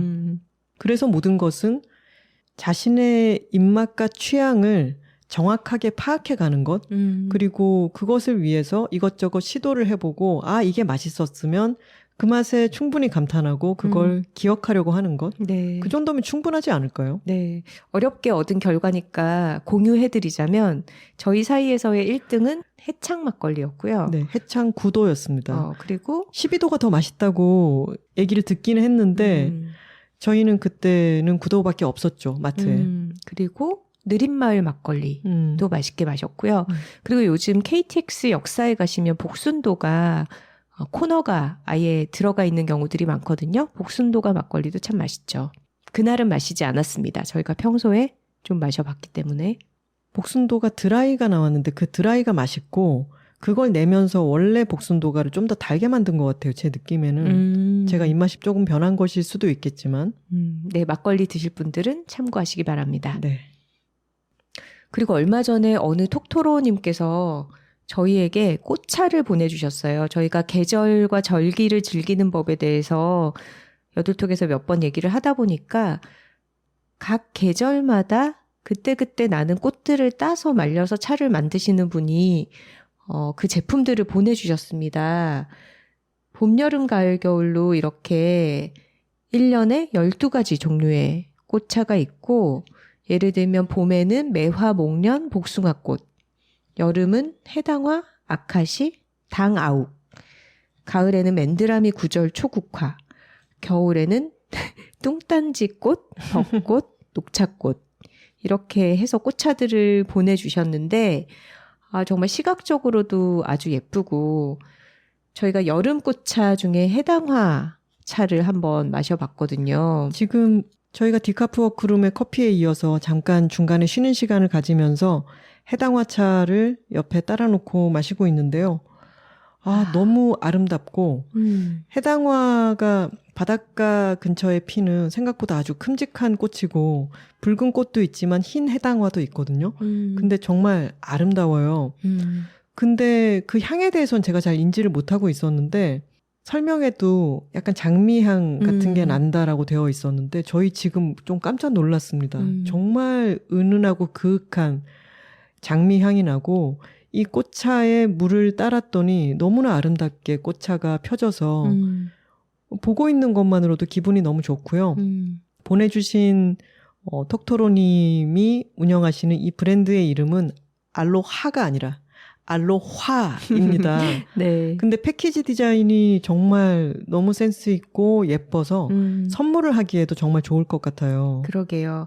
그리고 저에게는 특히 제가 팟캐스트를 녹음할 때 비염이 노출이 되어서 제가 비염이 있다라는 거를 이제 많은 톡토로들이 걱정을 해주시는데 목련차가 비염에 특히 좋다고 하면서 목련차를 따로 티백 제품을 보내주셨어요. 그래서 한 2번 정도 마셔봤는데 목련차가 어떤 맛일까 궁금했는데 이게 좀 생강향이 나더라고요. 근데 맵지 않은 생강 같은 느낌으로 굉장히 깔끔하게 마실 수 있어서 이거 비염이 있는 사람들은 좀 꾸준하게 마셔봐도 좋겠구나 싶었습니다. 맞아요. 깨끗하고 시원한 맛이 나더라고요. 저희는 저희가 꽃차를 별로 안 좋아한다고 생각했는데 지금 알로하 차에서 차 몇 가지를 마셔보면서 이 차들 참 좋구나. 우리가 꽃차를 별로 안 좋아하는 것도 아니었구나라고 또 한 번 스펙트럼이 넓어졌습니다. 네. 감사드립니다. 음료의 세계는 이렇게 다양하게 즐기는 사람이 뭐 승패의 세계는 아니지만 위너라고 할 수도 있을 것 같네요. 이렇게 길게 얘기를 하다 보니까 정작 제가 가장 좋아하는 음료라고 할 수 있는 커피에 대해서 단 한마디도 못했네요. 커피는 나중에 또 따로 주제를 한번 삼아서 얘기를 해봐도 좋겠습니다. 네, 오늘은 안 그래도 바쁜 날이니까 커피는 다음 기회로 미루도록 하겠습니다. 여둘 애드 시간입니다. 아주 오랜만에 저희 두 사람이 다 재미있게 읽은 책이 있어서 여러분께 소개하려고 합니다. 사실은 출판사에서 책들을 정말 많이 보내주시고 광고 제안도 많이 해주시는데 책 광고를 검토할 때는 이것을 우리 둘 다 읽어야 되고 읽은 것 중에 좋아야 되고 그것을 맞추기 위한 시간 여유도 충분히 있어야 되다 보니까 검토에 시간이 너무 많이 걸려서 정말 죄송하게도 검토해 보겠다 해놓고 넘어가 버린 책들도 너무 많아요. 사죄드립니다. 이번에 여두레두로 소개해드릴 책은 장유진 작가님의 연수입니다. 네, 장유진 작가님의 이전 소설집 일의 기쁨과 슬픔, 그리고 장편소설 달까지 가자. 많은 분들이 재밌게 읽으셨을 거예요. 저희도 그렇고요. 장유진 작가님은 정말로 돌풍처럼 등장을 하셨던 분이죠. 저는 일의 기쁨과 슬픔이 인터넷으로 먼저 그 작품을 읽을 수가 있었잖아요. 창비 홈페이지에 오픈이 됐었죠. 그때 그걸 처음 읽었을 때 충격을 잊을 수가 없습니다. 합시다, 스크럼. 첫 문장이 그거지 않았나요? 우동마켓. 맞아요. 그 단편이 반농담으로 판교 문학의 시초다라고 얘기를 하는데 그 단편이 창비 홈페이지에 등장을 했을 때 이게 삽시간에 입소문이 퍼져서 모두 다 시끌시끌하게 그거를 읽느라 서버가 다운됐던 사건이 생생히 기억이 납니다. 맞아요. 카톡으로 서로 링크를 이거 읽어봤냐? 전파하며 이거 봤어? 그랬죠. 한국 현대 회사원들의 웃픈 회한 같은 것을 너무나 위트 넘치는 문체로 잘 담아내어서 놀라웠죠. 맞아요. 그리고 나중에 장유진 작가가 어떤 분인지 이제 알게 되었을 때 이런 소설을 정말 잘 쓸 법한 사람이구나. 일단 사회학도 출신의 본인이 IT 기획자로 오랫동안 회사 생활을 했잖아요. 그래서 이렇게 20대, 30대 일하는 여성들의 어떤 그 주변의 공기 같은 것을 잘 포착해내는구나. 그렇게 수긍이 갔죠. 2019년에 일의 기쁨과 슬픔 단편집이 나와서 정말 폭발적인 호응을 얻었고 2년이 지나서 장편소설 달까지 가자가 나와서 저희는 그 책도 너무 재미있게 잘 읽었고요. 또 2년이 지나서 새로운 단편집 연수가 나왔습니다. 네. 연수라고 하는 제목은 사람 이름 같기도 하고 어떤 뜻일까라는 생각이 궁금증이 일죠. 근데 열어보면 바로 아시겠지만 운전연수입니다. 출판사에서 저희에게 광고 제안을 해주신 데는 그런 이유도 있을 것 같아요. 여둘톡에서 아주 지속적으로 캠페인 아닌 캠페인을 벌여온 것이 여성들에게 운전대를 잡자, 차를 몰고 거리로 나가자, 그러면 당신의 세계가 넓어질 것이다 라는 얘기를 해왔는데요. 이 단편도 그렇게 자신의 세계를 넓혀가는 30대 여성의 이야기입니다.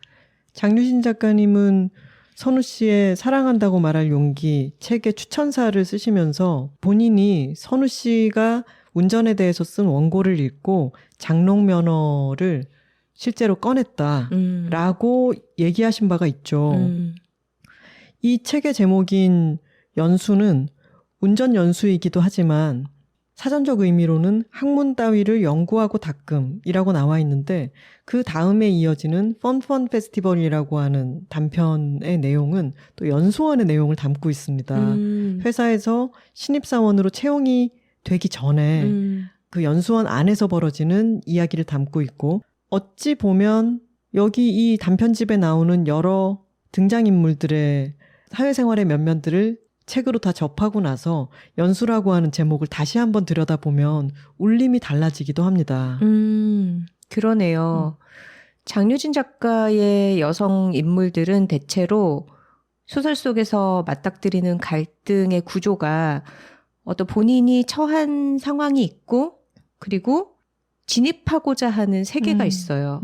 그런데 그 세계와 자신 사이에 어떤 막 같은 것이 쳐 있죠. 그래서 그 막을 뚫고 안으로 들어가기 위한 분투를 합니다. 근데 그 분투는 취준생이 어떤 회사에 들어가기 위한 노력일 때도 있고 인턴 사원이 조직 속에 정직원으로 받아들여지기 위한 그런 노력이기도 하고 혹은 이미 자신의 직업적으로는 어느 정도의 성취를 했지만 남성 중심의 세계라든가 아니면 정상성의 세계 속으로 자기 방식으로 들어가고자 하는 또 한 번의 어떤 침투이기도 하죠.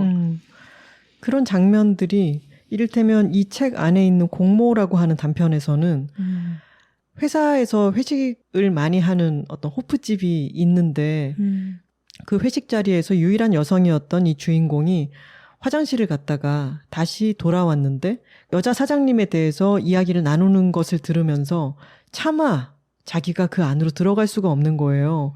그래서 그 막 뒤에서 손님용이라고 쓰여 있는 슬리퍼를 신고 서 있는 장면이 있습니다.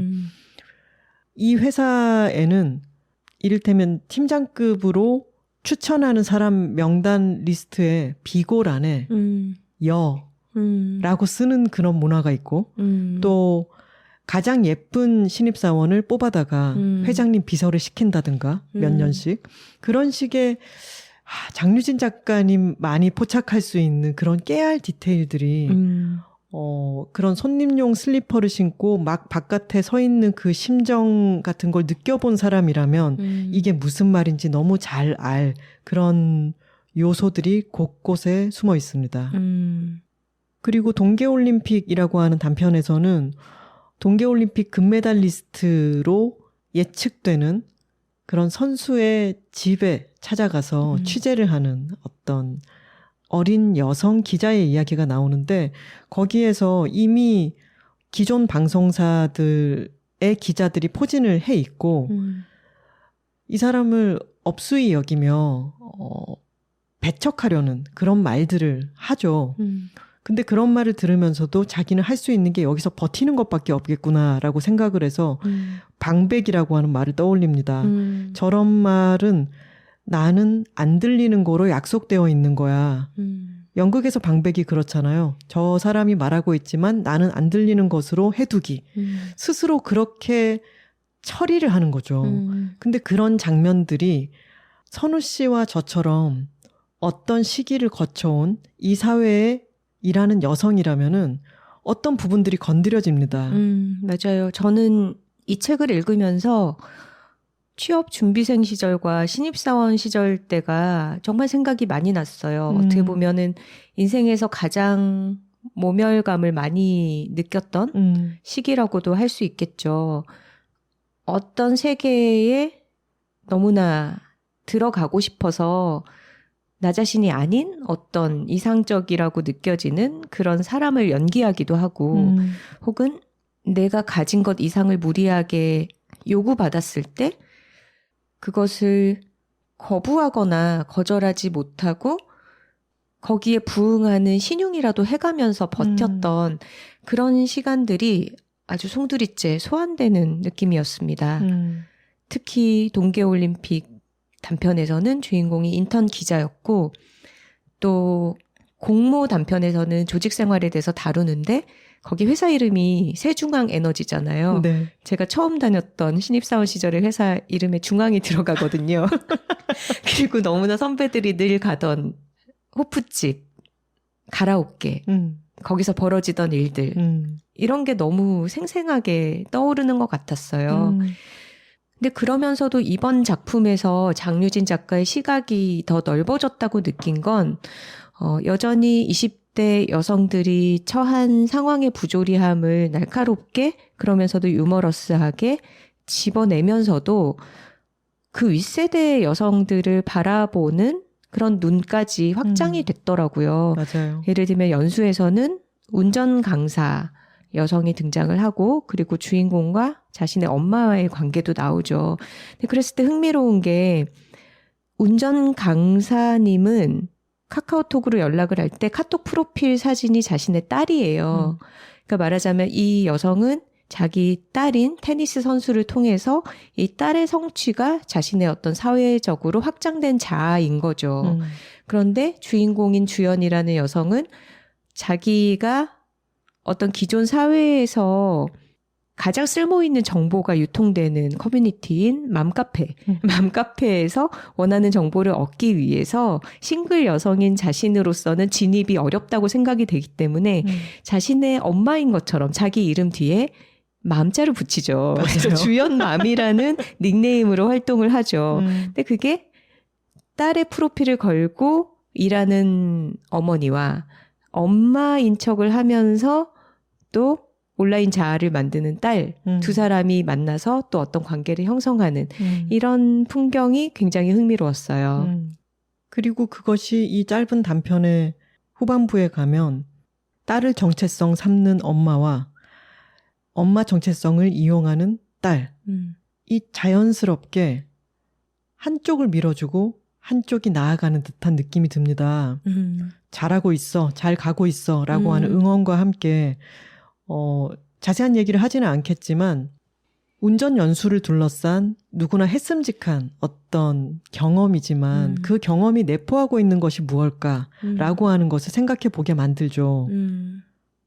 운전 연수라는 게 혼자서는 할 수 없는 거잖아요. 혼자서는 연습을 할 수 있지. 연수를 한다는 거는 받는 거죠. 그렇죠? 그러니까 이 책에서 얘기하는 어떤 여성들 간의 관계라는 게 결국은 서로 완전히 동의할 수는 없지만 지켜봐주고 응원해주고 기다려주고 또 잘하고 있다라는 응원을 주는 존재가 있기 때문에 그 다음 세대가 세계에 진입할 수 있다라는 거를 여러 편의 작품에서 이야기를 하고 있습니다. 공모라고 하는 단편에서는 그것이 조금은 더 복잡하게 이루어지기도 하는데 일하는 여성의 경우 공고한 남성 위주의 문화 속에서 선배가 끌어주고 후배가 밀어주고 이런 것을 겪어보지 못했고 겪을 기회조차 없었던 어떤 여성이 그런 기회를 만나게 되었을 때 어떤 선택을 하는가를 통해서 단편의 제목이 또 공모지 않습니까?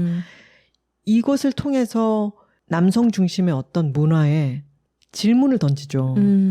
맞아요. 공모는 가장 좀 복합적이면서도 굉장히 어떤 윤리적인 질문을 많이 하게 만드는 그런 작품이었어요. 그리고 이 안에서도 세대가 다른 3명의 여성이 나오는데 윗세대 여자들이 살아가는 방식에 절대로 동의하지 못하고 그리고 새로운 방법으로 세계를 개척해 나가는 그런 젊은 세대 여성들이 등장을 하지만 그 윗세대 여성들의 어떤 도움, 어떤 자기 희생이 없이는 또 다음 세대가 절대로 존재할 수 없었다라는 생각도 들게 만들어요. 그래서 어떻게 보면 남성들 사이에 아버지와 아들들이 서로 반목하면서 나아가는 부분이 있고 또 큰 유산을 얻어서 이어지는 그런 세대 교체적인 면이 있었던 것을 여성들에게 조명을 바꿔서 여성들 사이에서도 어떤 부분이 갱신되고 어떤 부분이 또 유산으로 이어지면서 말하자면 대를 거쳐서 진화되어 가는가 그런 것을 서로 동떨어지고 반목하는 그런 존재로서가 아니라 흐름 속에서 발전하는 그런 시각으로 바라보고 있습니다. 기회가 훨씬 적었던 어떤 세대의 지원과 그들의 대리만족에 대한 욕구 같은 것이 직계 세대가 아니라 더 넓은 동시대의 다른 세대에게 어떤 지원이 되어주고 잘하고 있다는 응원이 되어주기도 하고 그런 미묘한 관계망들을 이 단편집 속에서 많이 다루고 있죠.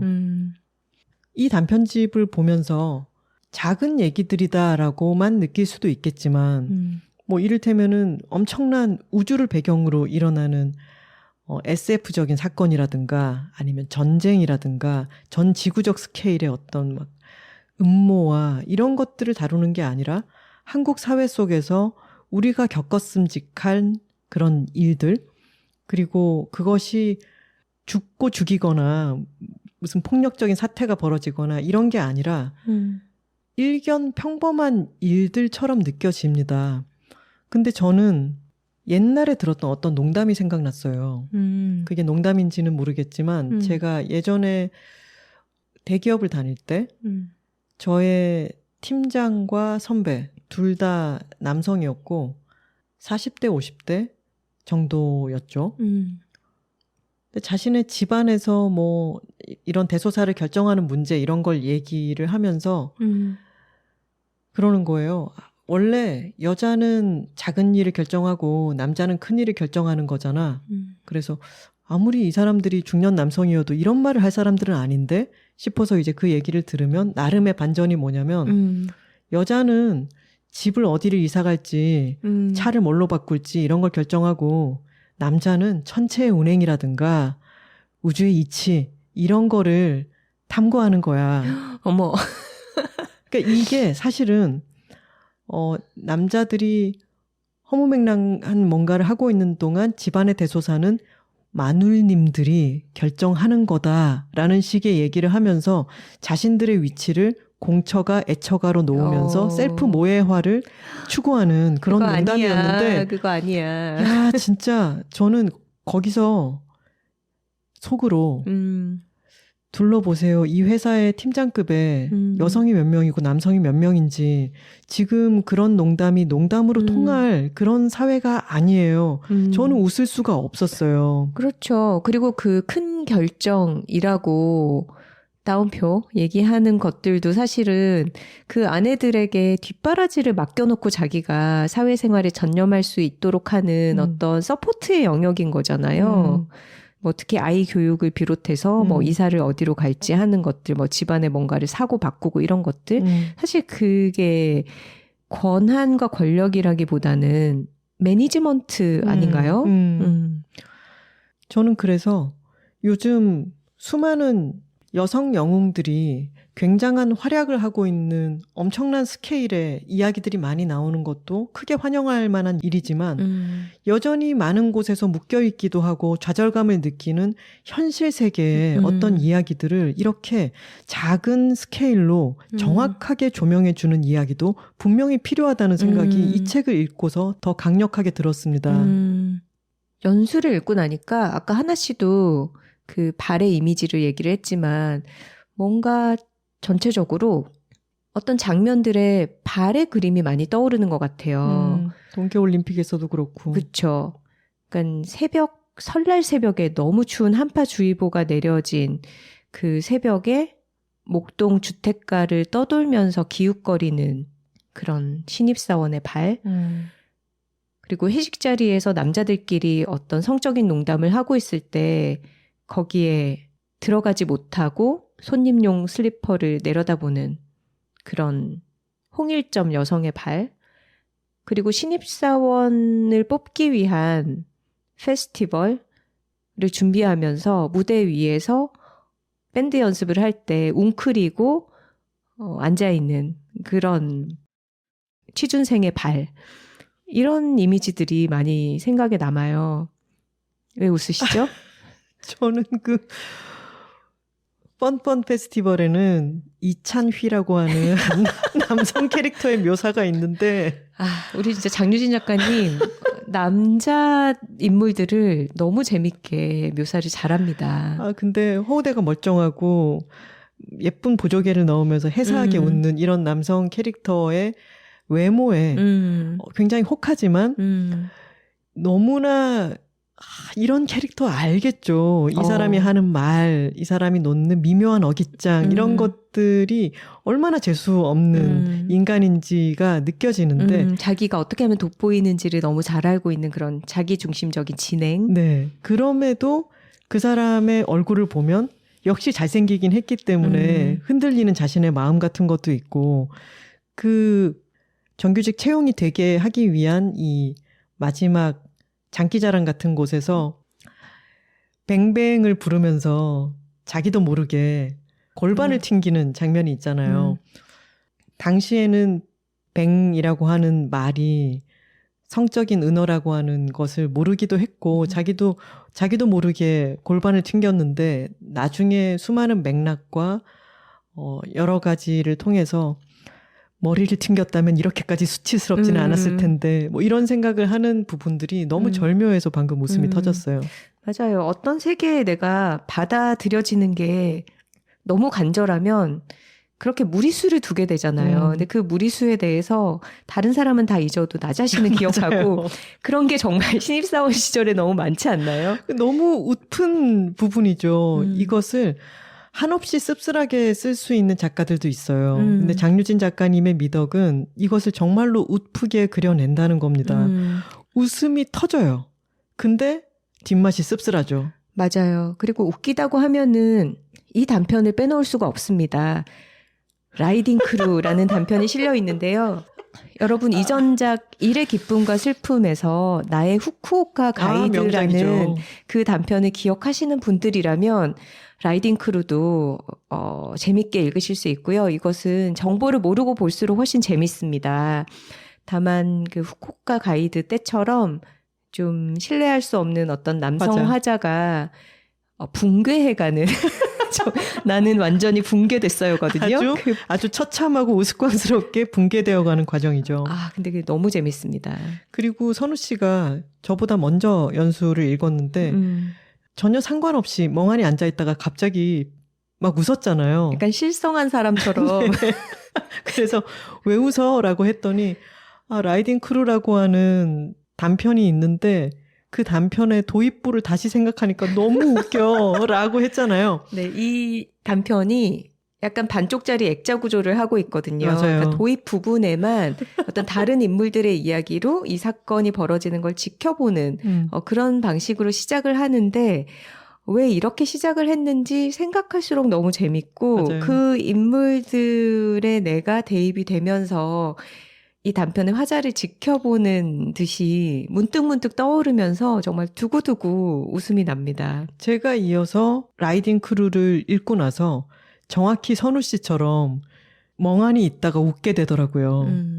그리고 그 라이딩 크루라고 하는 단편은 왜 자전거 동호회들 참 많지 않습니까? 저희 집도 한강 공원에서 그렇게 멀지 않기 때문에 몸에 붙는 사이클용 옷을 입고 저희 집 근처에서 식사를 하고 있는 라이딩 크루들의 모습을 많이 보게 되는데 그렇죠.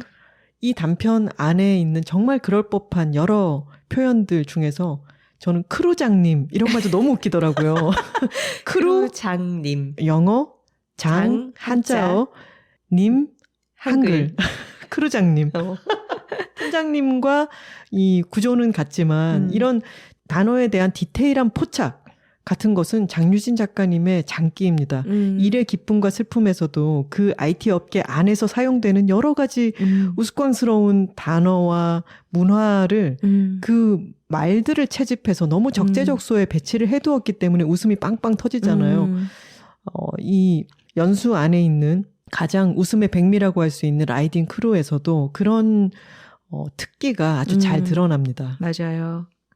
그리고 뭔가 공정함에 대한 집착이라든가 그런 힘겨루기, 어떤 이성을 앞에 둔 그런 기싸움 이런 게 어디까지 갈 수 있는가. 두 남성 크루가 아이유 고개에서 맞붙죠. 네, 자세한 내용을 읽어보시기 바라고요. 마지막 단편은 미라와 라라인데요. 저는 이 단편을 통해서 장유진 작가님이 진짜 소설을 사랑하는구나 라고 느꼈습니다. 소설 쓰기에 대한 이야기이고 대부분의 다른 작품에서 젊은 여성들의 분투가 어떤 조직사회에 들어가기 위해서 가진 것이 없이 애쓰는 그런 인물들의 좌절이라면 미라와 라라에서는 물질적인 부를 이미 이루고 말하자면 많은 사람들이 부러워하는 그런 스타트업에서 돈을 아주 많이 받아서 엑시트한 그런 인물이 이유를 알 수 없이 문학에 투신하는 그러면서 또 이상한 좌절을 맛보는 그런 이야기죠.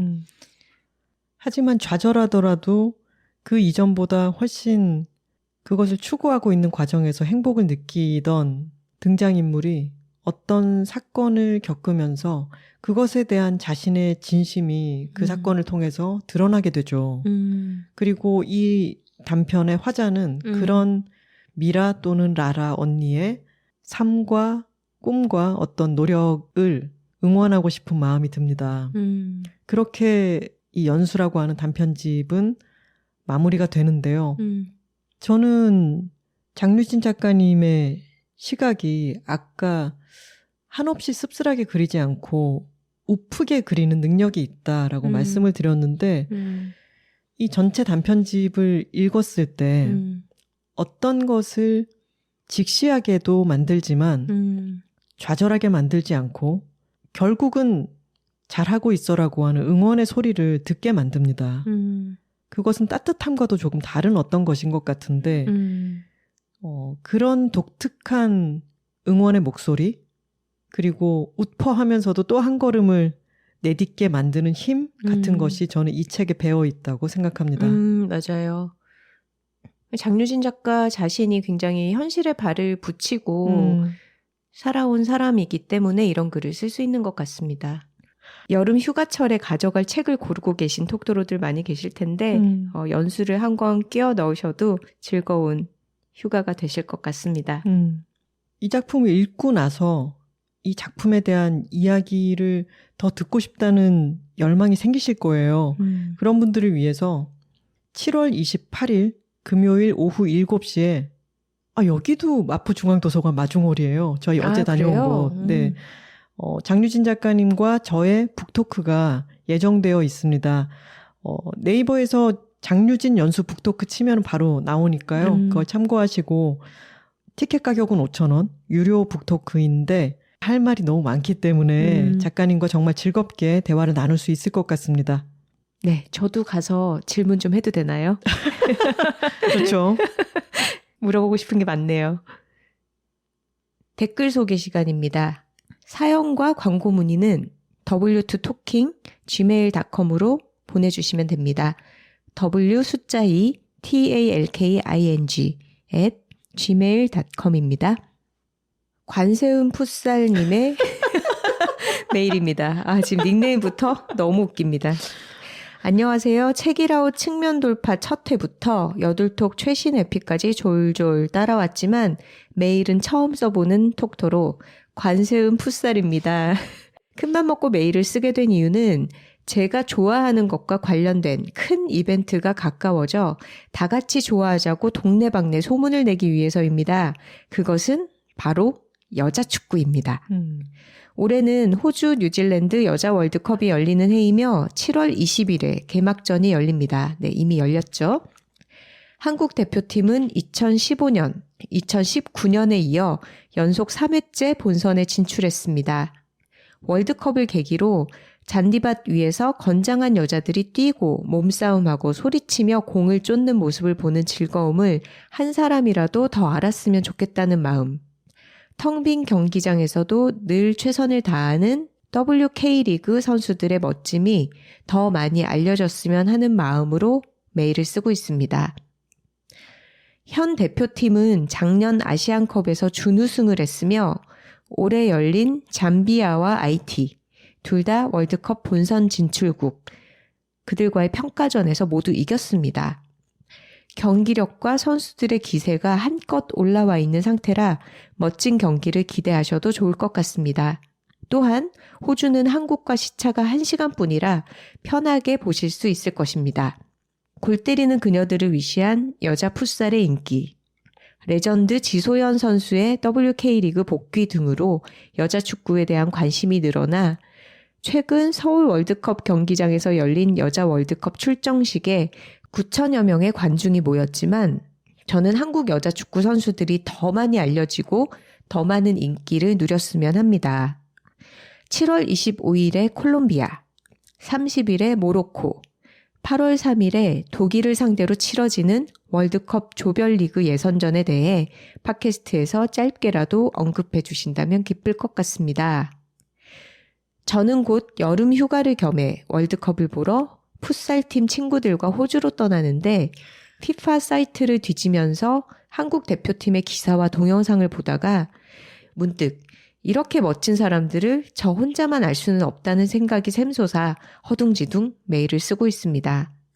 좋은 걸 좋다고 외치는 장소로 여둘톡만큼 적절한 곳도 없겠지요. 좋은 걸 아낌없이 좋다고 말씀하시는 두 분 덕분에 저의 일상도 제가 좋아하는 것으로 점점 채워지고 있습니다. 팟캐스트를 꾸준히 즐겁게 해주셔서 감사합니다.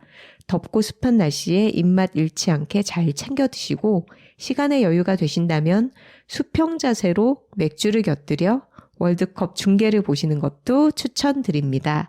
이상입니다. 그리고 본인의 닉네임에 대해서 설명을 해주셨어요. 다니던 체육관에서 늘 회색 바지를 입고 운동을 한다고 해서 스님 캐릭터를 얻었다가 풋살을 시작하게 되면서 친구가 관세음 풋살이라는 별명을 붙여줬다고 합니다. 김원비 작가님의 목탁 연주에 불교 신자도 아니면서 괜히 내적 친밀감을 느꼈네요 하셨네요. 김원비 작가님이 목탁 연주 연습하시러 저희 소리째에 오셨을 때 뒤풀이 자리에서 관세음 풋살 얘기를 했더니 너무 좋아하셨습니다.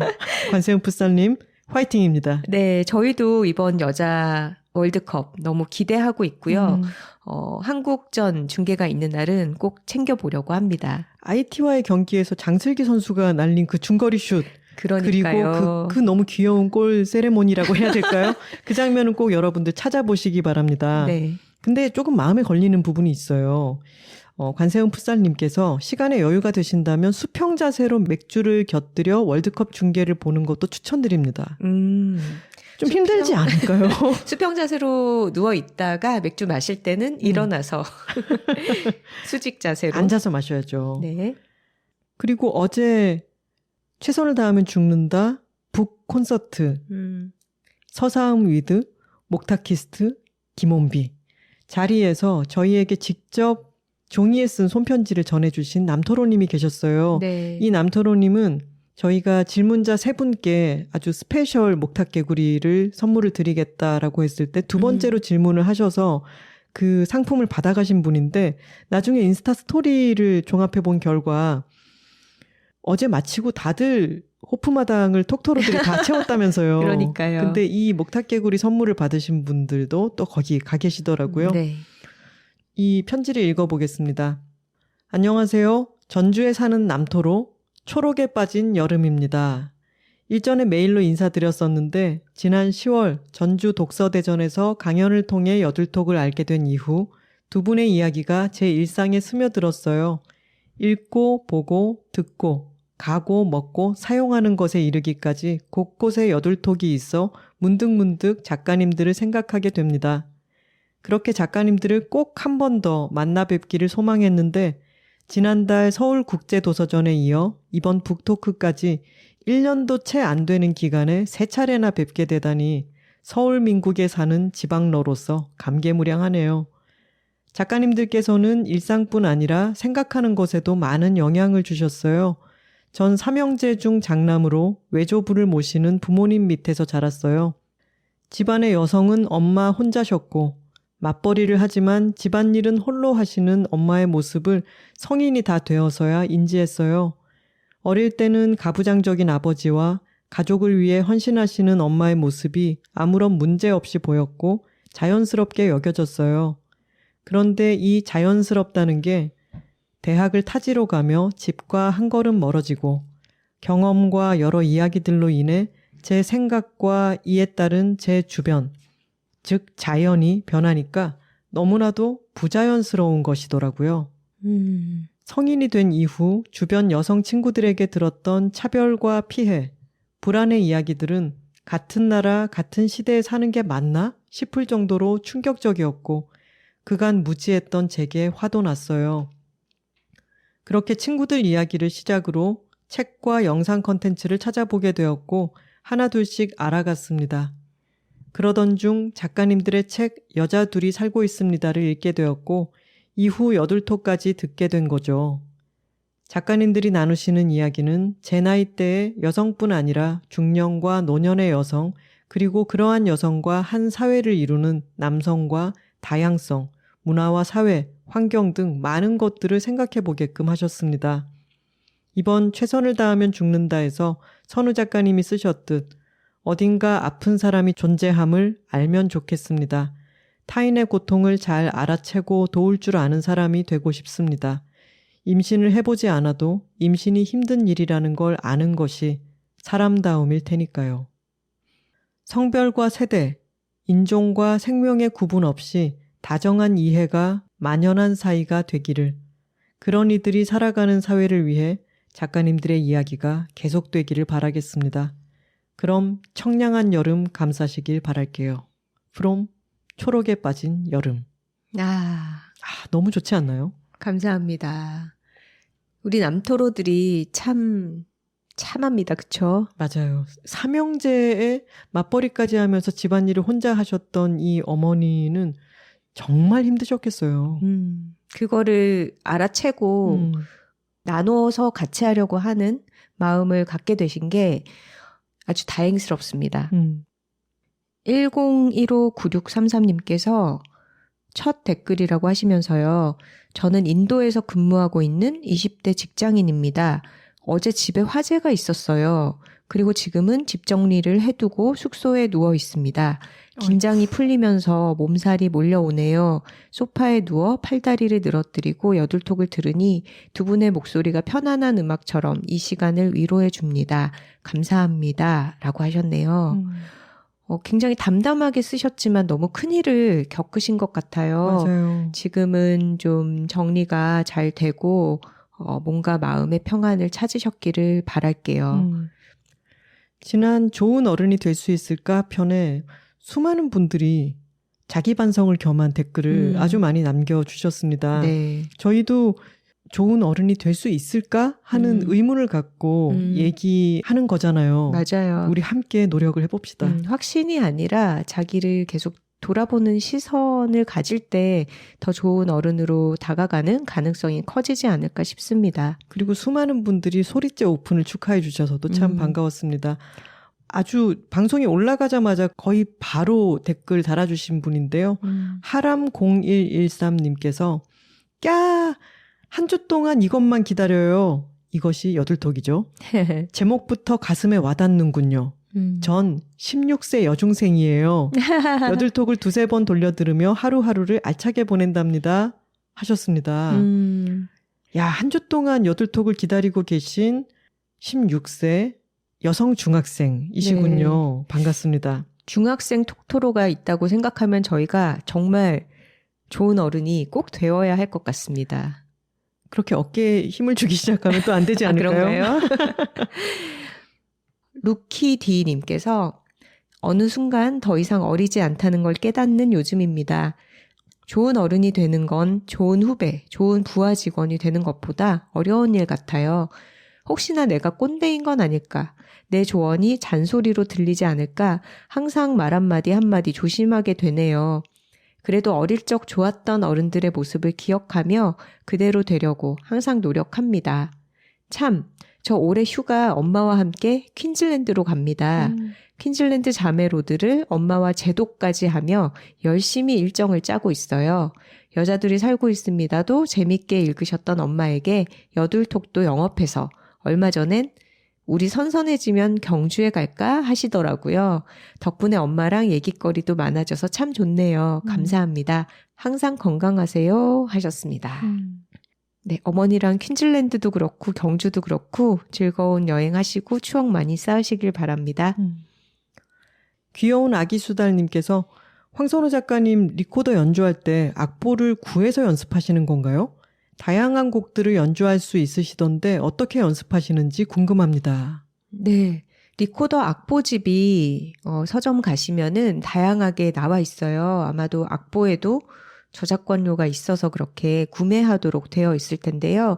뭐 클래식 곡이면 클래식 곡, 뭐 동요면 동요 이런 식으로 책이 나와 있으니까 구해서 연습하셔도 좋을 것 같고요. 그리고 저는 유튜브 채널 중에서는 율다우 리코더라는 곳을 참고로 많이 하고 있습니다. 거기서도 악보와 함께 본인의 연주를 영상으로 올려놓고 있어서 보면 도움이 많이 됩니다. 그리고 제가 보기에는 황선우 작가는 리코더 신동입니다. 왜 이러세요? 노래를 부르듯이 그 음을 알면은 그냥 악보 없이도 음을 대충 짚어가지고 부르는 능력이 있어요. 약간 상대 음감으로 리코더 음역대 안에서 멜로디를 배치할 수는 있는 것 같아요.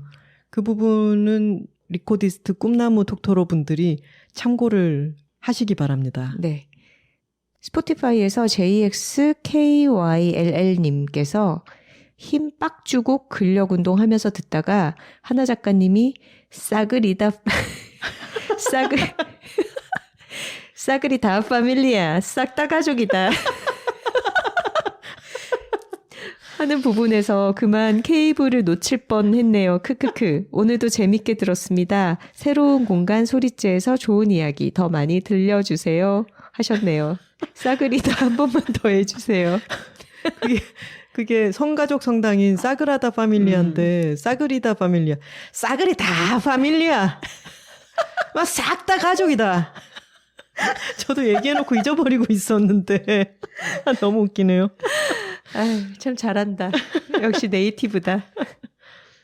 마지막으로 알토로님께서 와이키키 훌라클럽을 다녀오시고 그 원데이 클래스 후기를 남겨주셨어요. 언니들 안녕하세요. 알토로입니다. 여둘톡 덕분에 보고 듣고 했던 많은 좋은 경험들 중에 오늘 한 활동에 대한 후기를 남기기 위해 메일 써봅니다. 두 분의 지난 훌라 수업 후기와 1주년 공개방송을 통해 여구르르님에 대한 일방적 친밀감을 갖고 SNS 상에서 팔로우하다가 원데이 클래스를 여신다는 소식을 듣고 반가운 마음에 덜컥 신청을 하고야 말았어요. 나 자신에 대한 생각은 하지 못한 채로요. 저는 사실 걷기를 제외한 움직임이 많은 운동, 특히 춤은 어릴 때부터 기피해 왔거든요. 순발력, 리듬감, 유연성, 그 무엇에도 자신이 없고 춤은 술을 마시지 않은 제정신의 나와는 맞지 않는 무엇으로 알고 항상 장기자랑 같은 것은 말로 웃기기 등으로 넘기며 30여 년을 살아왔어요. 그래도 이번에 훌라 수업을 듣게 한 것은 음성과 사진, 영상을 통해 본 여구르르님과 그 동행들의 아주 밝은 웃음과 화려하고 풍성한 옷차림이었어요. 저는 최근 회사에서 많은 책임감과 부담감을 느끼며 몸과 마음이 많이 지쳐 있어요. 13년차 직장인스럽지 못하게 오늘 아침에는 회사에서 미팅이 끝나고 몰려온 화를 참지 못하고 불 꺼진 창고에 뛰어들어가 아이처럼 두 주먹을 쥐고 엉엉 울기까지 하였어요. 매일 흐리고 비가 오는 회색의 날들에 반짝 뜬 무지개랄까요? 그런 것을 와훌에 기대하였고 과연 기대 이상이었습니다. 재미있는 자리였어요. 9명의 서로 모르는 사람들이 모여 자기소개 시간을 가졌는데 다들 하와이에 다녀온 좋은 추억들을 가지고 있더라고요. 제 하와이에 대한 기억은 국민학교 때로 거슬러 올라가요. 국민학교 출신이시군요. 네. 저희도 그렇습니다. 제가 바비와 미미 인형을 아주 좋아하던 저학년 국민학생일 때 아빠가 미국, 특히 하와이 출장을 자주 다니셨어요. 아빠는 하와이에 다녀올 때마다 연보라색 상자에 든 마카다미아 초콜릿을 사오셨고 저는 출장에서 돌아온 아빠의 가방을 뒤지는 것을 아주 좋아했답니다. 어느 날은 아빠 가방을 아무리 이리저리 뒤져봐도 그 연보라색 상자가 없는 거예요. 아빠가 인형을 좋아하던 저를 위해 특별한 선물을 준비하셨던 거예요. 그 선물은 훌라춤을 추는 하와이 여인 인형이었습니다. 아시죠? 그 시절 바비와 미미는 희고 자그마하면서도 비율이 완벽한 체형의 긴 금발머리, 몸에 꼭 맞는 예쁜 드레스를 입고 있었어요. 그런데 이 하와이에서 초콜릿을 제치고 불쑥 찾아온 불청객은 제 인형들 사이에서 머리가 2개는 더 큰 장신에 떡 벌어진 어깨와 큰 엉덩이, 그을린 피부와 검고 긴 머리를 갖고 있었어요. 배꼽이 드러난 탱크탑 차림은 충격적이게 남사스러웠지요. 제가 그날 얼마나 실망했을지 두 분은 짐작이 되실까요? 그때의 실망감은 나이가 들수록 아빠가 애써 골라온 선물을 기쁜 마음으로 받아들지 못했던 그날에 대한 죄책감이 되어 저는 지금도 엄마 아빠가 설사 길에서 주운 무엇을 건네주시더라도 아주 크게 감사를 표하는 고장난 어른이 되었답니다. 고장나셨네요. 아무튼 저에게 하와이는 그 인형과 같은 어두운 어떤 곳으로 각인되어 있었습니다. 그런데 하와이를 그리워하는 한 무리의 아마추어 댄서들 사이에서 그 그리움들이 옮아 가보지도 못한, 알지도 못하는 하와이에 대한 마음이 몽글몽글 솟아나지 뭐예요. 스텝은 엉망진창, 손은 휘적휘적, 동공은 호달달 하는 2시간의 수업 내내 모두에게서 웃음이 떠나지 않는 반짝반짝한 시간이었어요. 일상에서의 작은 거리감이 필요한 사람들에게 와이키키 훌라클럽을 강력하게 추천드립니다. 한 가지 흥미로운 것은 직장을 그만두고 나를 찾아가고 있는 분들이 이 수업에 많이 오시더라고요. 여구르르님은 여둘톡을 듣고 오게 되었다 하니 톡토로시군요 하며 반가이 맞아주셨고 수업이 끝나고 함께 사진을 찍을 때에는 우리 톡가를 해볼까요? 하고 제안을 해주시기도 했어요. 홍대 카페 루프탑에서 울려 퍼지던 파워의 여운이 얼마나 길었게요? 라고 보내주셨습니다. 네, 저희도 와이키키 훌라 클럽을 경험해봐서 얼마나 정말 반짝반짝 즐거운 시간인지 그려지네요. 그쵸? 이 메일을 통해서 화려하고 풍성하면서도 느긋한 그 훌라 수업의 분위기가 그대로 느껴지는 것 같습니다. 네. 그리고 어린이들에게 다양한 신체의 특성을 알려주는 게 얼마나 중요한가. 맞습니다. 이렇게 천편일률적인 어떤 이상화된 인형의 몸이라는 게 어떤 안 좋은 인식을 심어주는가 이런 거를 지금 알토로님의 사연을 통해서 알게 되네요. 저희 오늘 특별한 날이어서 짧게 녹음하고 빨리 편집해서 올려야 되는데 또 너무 길게 떠들어버리고 말았습니다. 보내주신 메일들이 참 많았는데 다 읽지 못해서 죄송스럽게 생각하고요. 오늘의 방송은 이쯤에서 마무리해야 될 것 같습니다. 네. 좋은 걸 좋다고 말하기 여둘톡 62화는 Would you like something to drink? 였습니다. 여두레드는 장류진 작가님의 단편소설집 연수를 소개했습니다. 여둘톡 뒤에는 톡토로가 있고 톡토로 뒤에는 여둘톡이 있습니다. 저희는 다음 시간에 다른 주제로 다시 돌아오겠습니다. 화요일입니다. 고맙습니다.